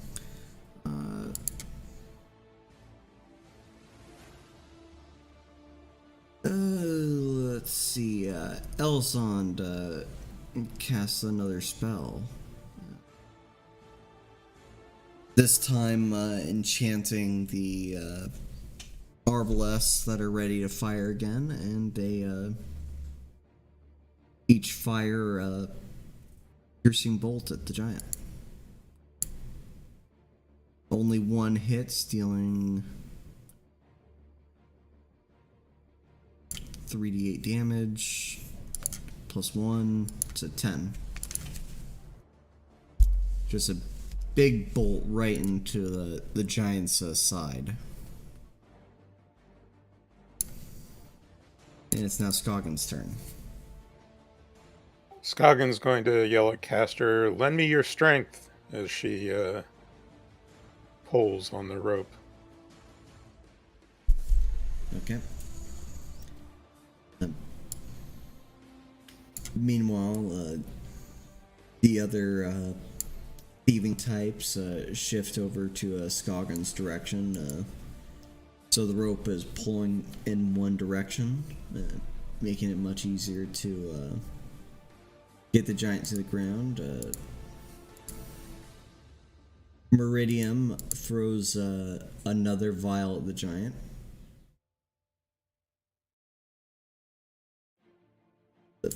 Touch attack, yes he does.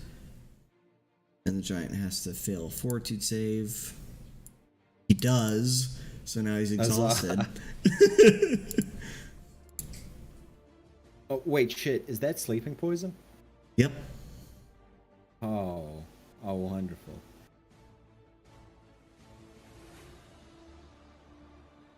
Well, let's do this to properly refer to this situation of the giant having -6 the strength and dex from exhaustion alone, and as well as a -4 to dex from entanglement. He has a -5 to his AC. What the hell? Alright, let's say John moves over to Scoggins' side and attempts to aid with the pulling on the rope. Very low rolls from him.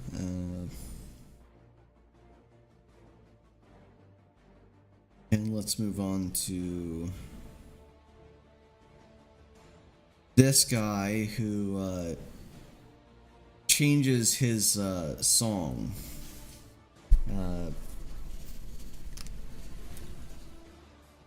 It is a slower, more melodious tone that provides everyone, everyone that can cast one temporary mana point.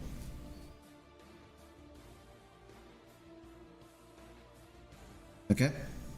And it's now Caster's turn. We're trying to tip him over or something with the ropes, Yep. Yes. I guess. How exactly do I aid with that? Combat maneuver check. And also by moving close to any of the 1-3 people that are holding ropes pulling on him. Can I just push him from here, or do It'll I... be a very shit roll if you do so. Because we're faux accounting for leverage and shit with this rope stuff here. Oh, okay. 5, 10... Yeah, I should be able to reach here. And pull on the rope. Roll your combat maneuver bonus. Oh, come on. Fucking average. Nope. It temporarily adds the combat maneuver the 8 other check. Alright, so Iran boosted with magic, cast another spell to charm the giant. The giant now seems to be battered within his own mind by mental assault from the enchanter. That doesn't seem to do anything to the flow of the battle as it is.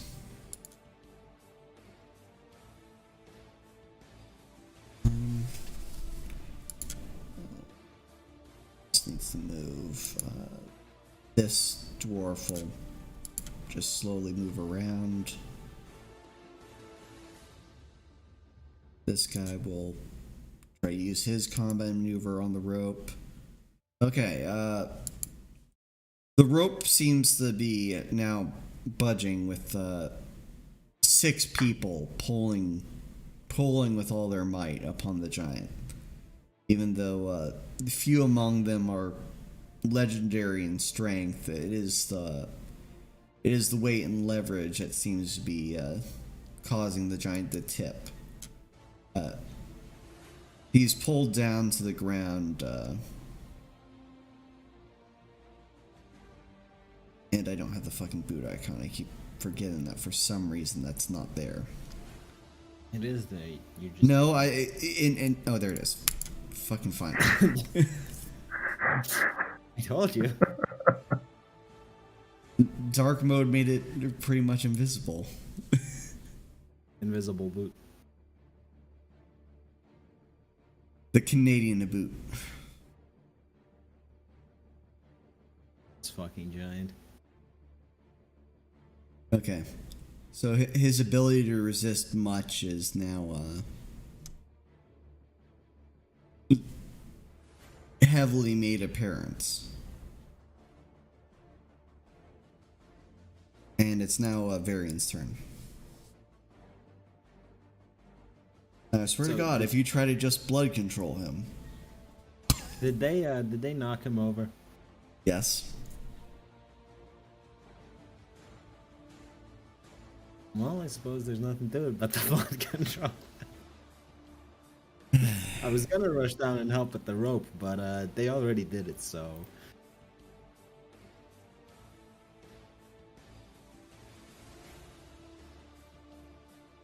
Huzzah, I actually did do it this time. Okay, so you deal 6 bleed damage. Alright. Giant needs to roll a strength check.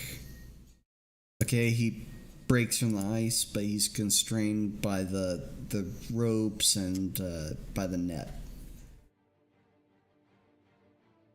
Alright, Sid. You have a giant prone on the ground before you.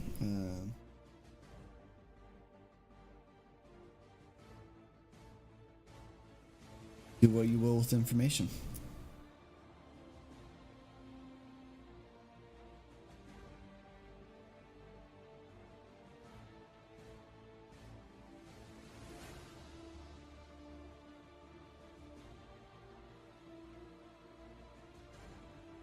Oh, and you're also flanking with that nameless knight.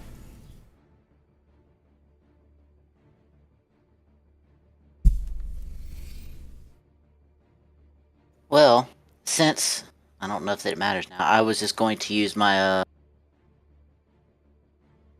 He's already knocked over, isn't he? Yes, he is. You can tell by the symbol. Would it help if I made him be more knocked over? You can't be double knocked over. He could be knocked over in a hole in the ground because he can't move. I mean, that might actually help him get back up again, because then the rope's leverage wouldn't be pulling him to the ground, it'd be pulling him up above the ground. How tall is the giant? I mean, he's not that tall, is he? Well, he's at least 20 feet, so.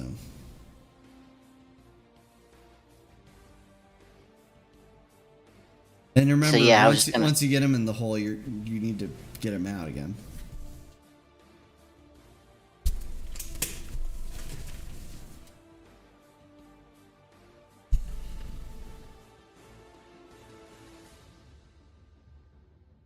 So would it benefit us at all to put him in a hole? I can't imagine so. Well, I just hit him again, I guess. You can try breaking his swords again.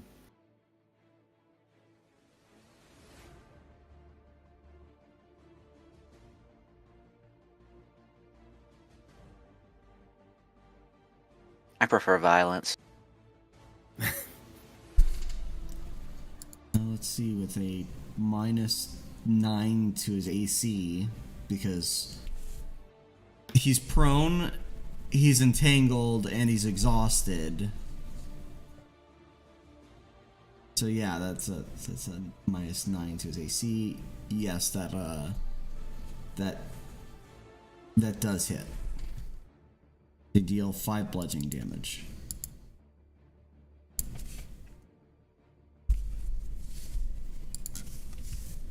I assume it's not enough to push him. No. You have 1 dwarf strength. It's not enough to push a giant. Especially not at 15. Alright, and the knight here, he changes his grip on his great sword so that he's holding it by the blade. And he swings down with the guard as if it were a warhammer. Half sorting. Yep, half swording.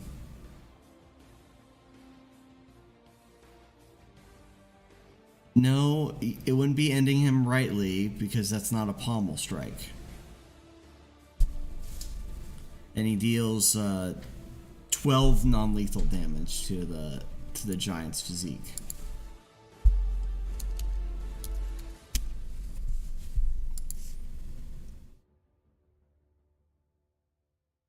All right. Skagen, the giant is firmly on the ground right now, but you're not certain how long you can hold him with your strength. Would it hurt the cause of keeping him on the ground if she were to abandon the rope and go up and attempt to assist in knocking him out?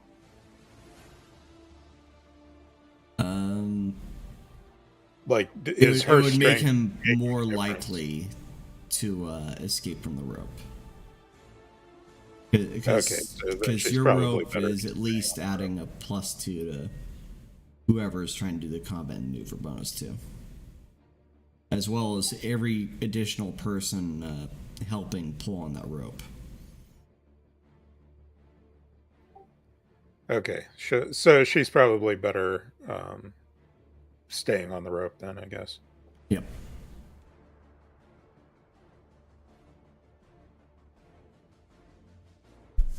All right. So you're maintaining that. The other thieves are maintaining their work. Meridian moves over here and tosses one more poison flask at the giants. Hitting, of course. And let's try that fortitude save. Ooh, the giant finally made the fortitude save. Okay, Fucking Miriam MVP. yeah. The giant still seems to be very much awake, if not drowsy, encumbered, and all this other bullshit.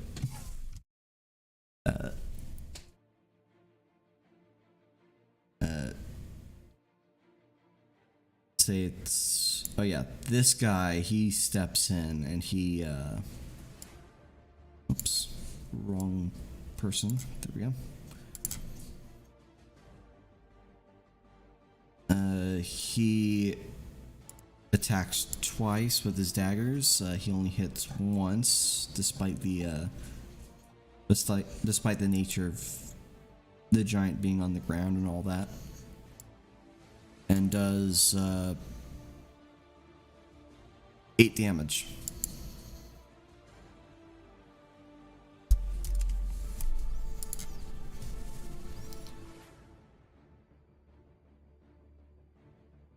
I know it's mid-combat, but could you guys stand to have a 2-minute break? Or 3-4 minute break? Yeah, that's fine. I'm okay with it. Yeah.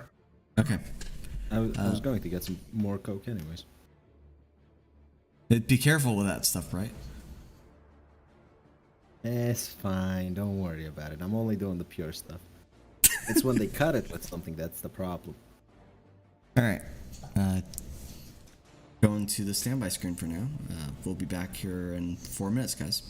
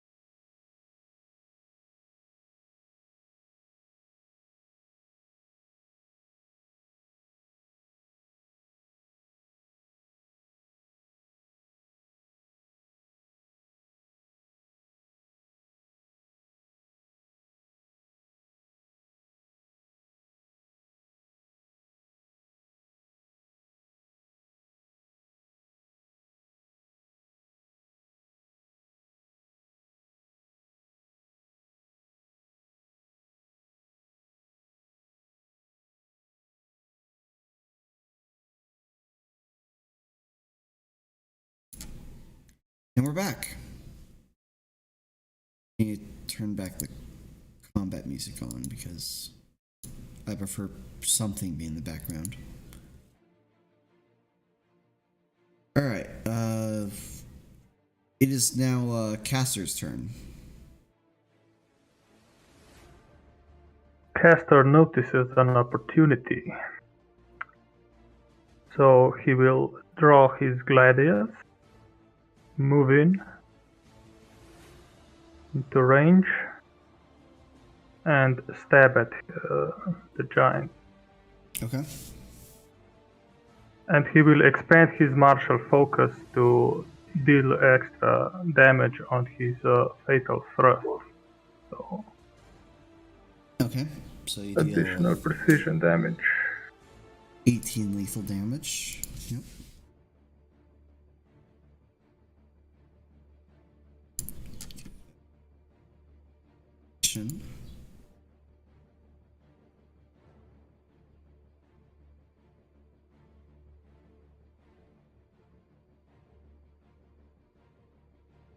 Scoggin yells, Caster, what are you doing? We aren't trying to kill him. Get back on the rope.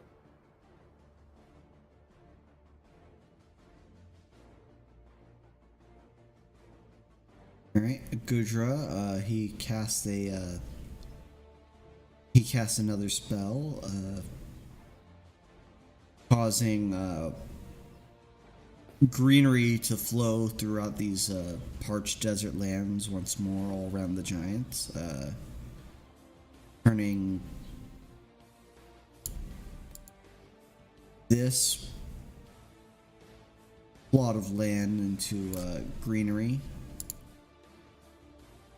And from among it,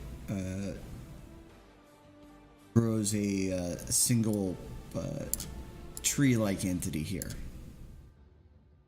It's his turn for now.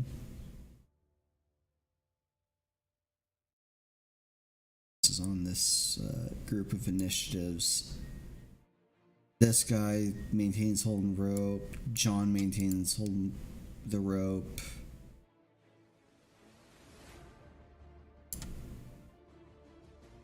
What's his name? Skarkith.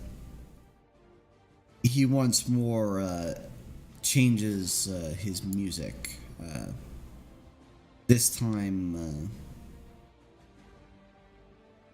putting away his fiddle and drawing forth a horn, like a hunting horn, and blows into it. The sound rumbles, but it causes no effect to you, but it seems to cause the giant some deal of pain. Yep, it indeed causes some form of pain.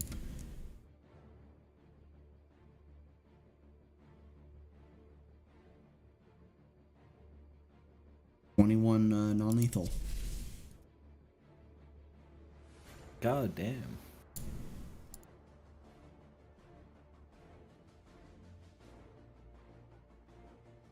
Alright, the fight's coming to a close soon.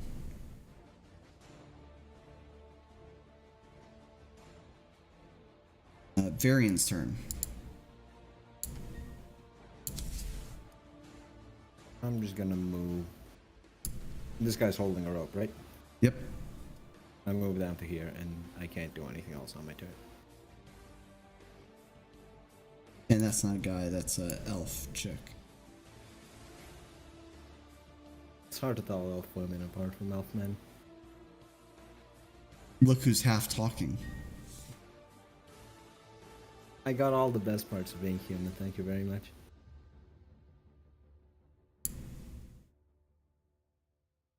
Alright, and this is where Ron will cast a spell. And the giant has to roll a will save. And he rolled a will save. So Ron only does half damage with this. Ooh, damn. Okay. And when with this last spell, even though well resisted by the giant, comes into effect, the giant seems now incapable of further testing his bonds and somewhat goes still. The giant is now unconscious. I shift my my bleed to coagulate, so as to stop any bleeding he may have.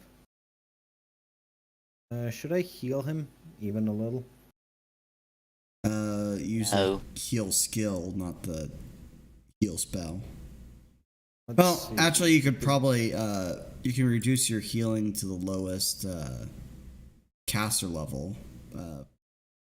So that way I can you just put health into my font of life and give him as much as he needs. Yeah, Exactly. you only need to give him 1 point of healing to remove your bleed damage.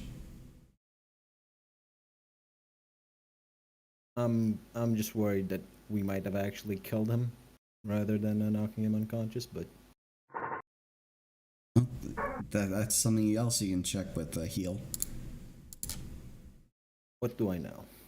Okay, you don't know much about giant physiology, but And they're just bigger Be- people. Don't worry about it. because they have anatomy that's similar but larger than your average humanoid, you can tell that he's not, at least not dying, not yet.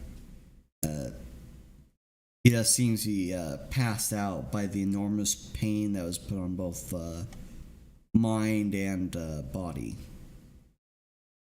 by the beating that has been given upon him. Let's get the manacles. Alright.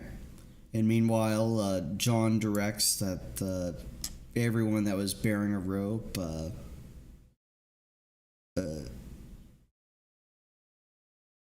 come with him to wrap it around the giant's form to hopefully keep him better packaged for going on top of one of these wagons.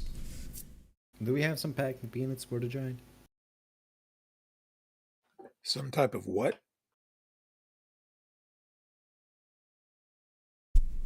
He was making he's making an anachronistic joke. Yes. No, I literally didn't understand the word that he said. He said Packing packing peanuts. peanuts. Oh, okay. Just put him in a massive coffin with a bunch of packing peanuts and carry him home. We do have those expensive manacles to put on him. So Who has the highest strength? Does strength even matter when putting on manacles? no, it's the strength No. of the manacles themselves. Right.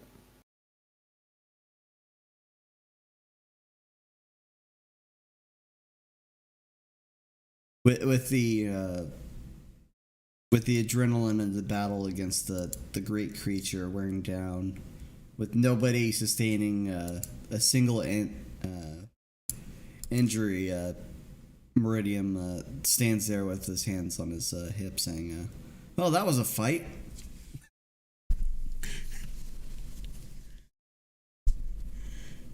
Are you sure nobody sustained damage? I mean, the people had a cart thrown on them. Well, it's not significant enough of damage to killed them. So nobody's immediately complaining. Fair enough.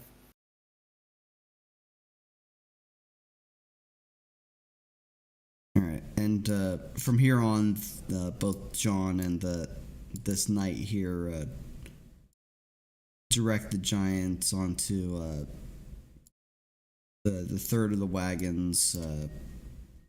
Iran volunteers himself and volunteers both himself and saying the name, I keep forgetting it. Meridian to try and keep the giant as incapacitated as possible over the course of the journey. What are we doing with Elisand, the swords? What are we doing with the giant swords? I mean, Leaving them here? like, if you have space for them, you can take 2 fine steel centaurs of giant size.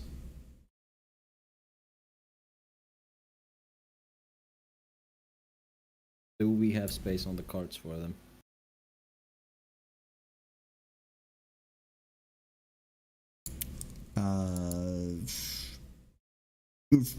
To get the giant aboard one of the carts, you have to abandon many rations and supplies that would have been spent on the journey here. Right. Let's just leave the swords then. Unless someone else has an idea what to do with them. I mean, Skagen has a pack horse in addition to her riding horse. Would they be able to be put onto the pack horse? One is 4 times 8 in weight. So yeah, there are 2 20-pound scimitars. They're less heavy and more unwieldy. Castor can just put one across each of his shoulders and carry them all the way back. Well, Castor's also riding on a horse, isn't he? Not really, though. I don't have a horse.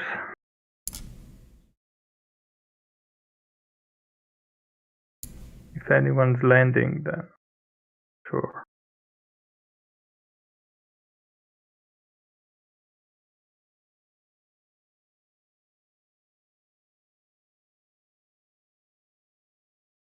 Okay, and after that fight, now it's your time to return home.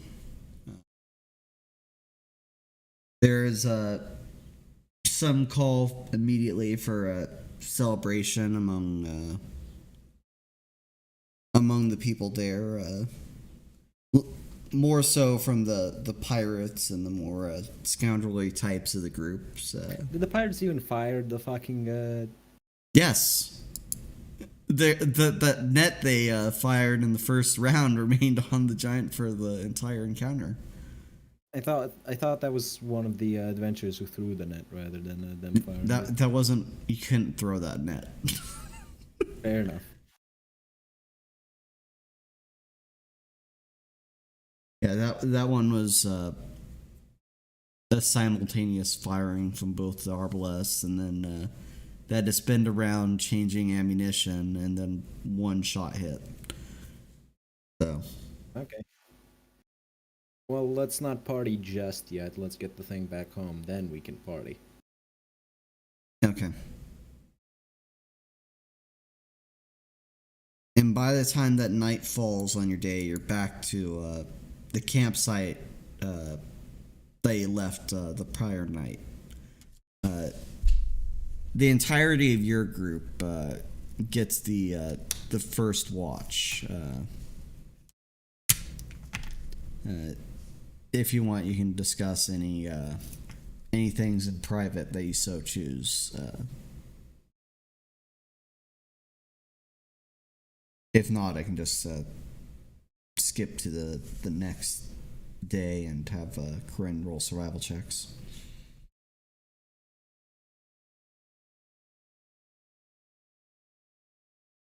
I don't think we have much to discuss. So just to be clear, did we or did we not bring the 2 giant scimitars with us? You are. I think Okay. yes. Good. Okay.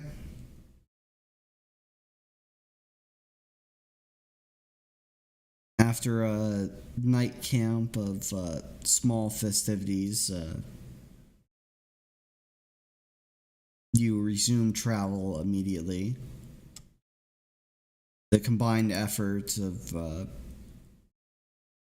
the quote-unquote alchemically talented Meridium are of some great aid in keeping the giant coax to slumber, as well as the magical talents of Iran stepping in where the poison seems to to fail or falter. Korinne, can I get a survival check to see how fast you guys can go next down the road?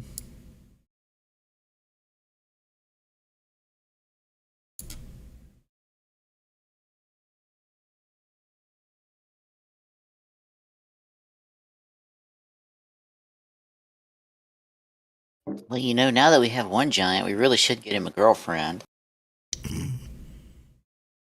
Start a giant breeding ring and then sell off giants.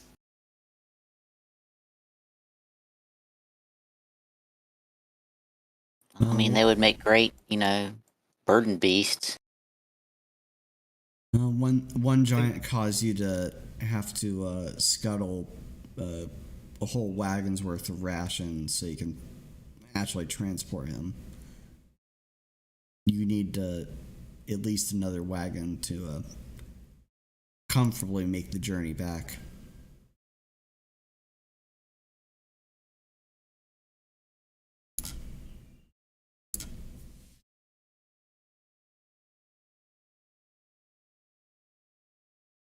Alright, and assuming minimum distance traveled, you guys make it to here for your 6th night.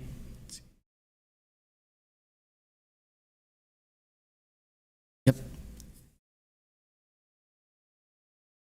No, that'd be your 7th night out here in the desert.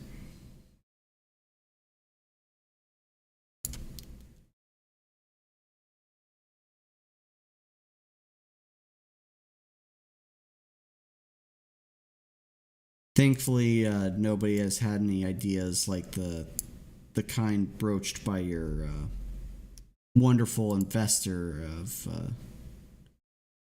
reducing the amount of ways that the money is split. But thanks to the efforts, I'm certain that nobody in your group has a problem with that. Not at all. I'm surprised there hasn't been a backstabbing yet, though.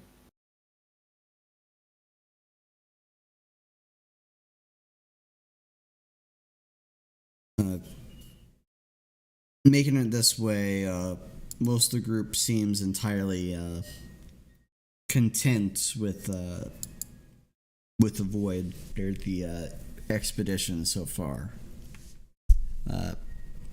The mystery knight in particular seems to be greatly praising the efforts of everyone in the group and their jolly teamwork.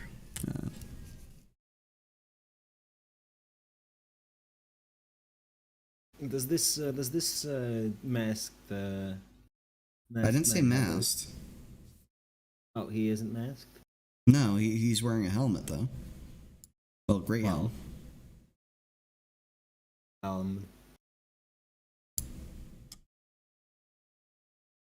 Does this individual have a reliquary depicting the sun, perchance? No, he's not Solaire. Oh, damn it. I mean, he was enjoying the jolly cooperation. Yep. Everyone enjoys a bit of jolly cooperation.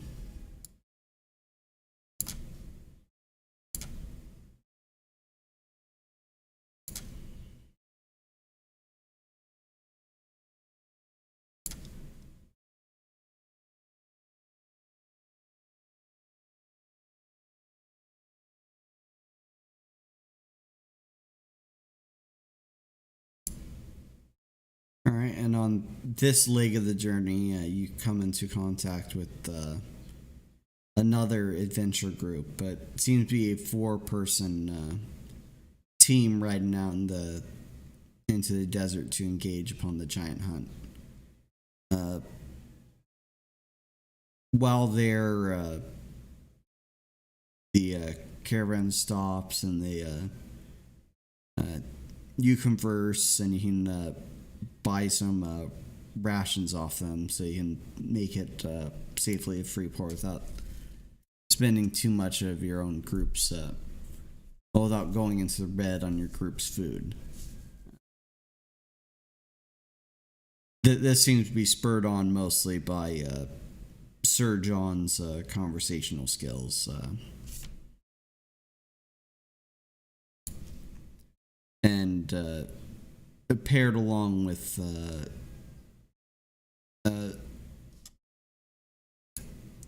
Skarkith's bragging story of the battle that transpired.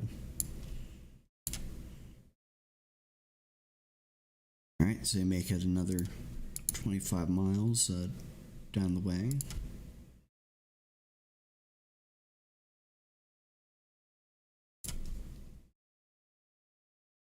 And you can feel within your bones that you're getting much closer to Freeport. Freeport might be magnetic. It radiates a certain energy, like Chernobyl.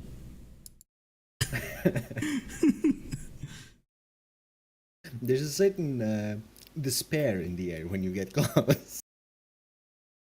No, that's just the spiritualist temple. Anyway, your party now less than 2 weeks on your journey returns to the western gate of Freeport, where this expedition began, completely successful in nabbing an unconscious giant. There is some alarm seeing the packaged creature coming to some gates, especially by the militia that are watching over the gate. It takes a moment of them inspecting the wagons for them to let everyone through, even giving your party an escort as they bring back the giant in particular to North Freeport to show off to the Lord Mayor. And I think this is a good place for us to stop, as it's a nice cliffhanger for next session and for me to prepare like speeches and stuff.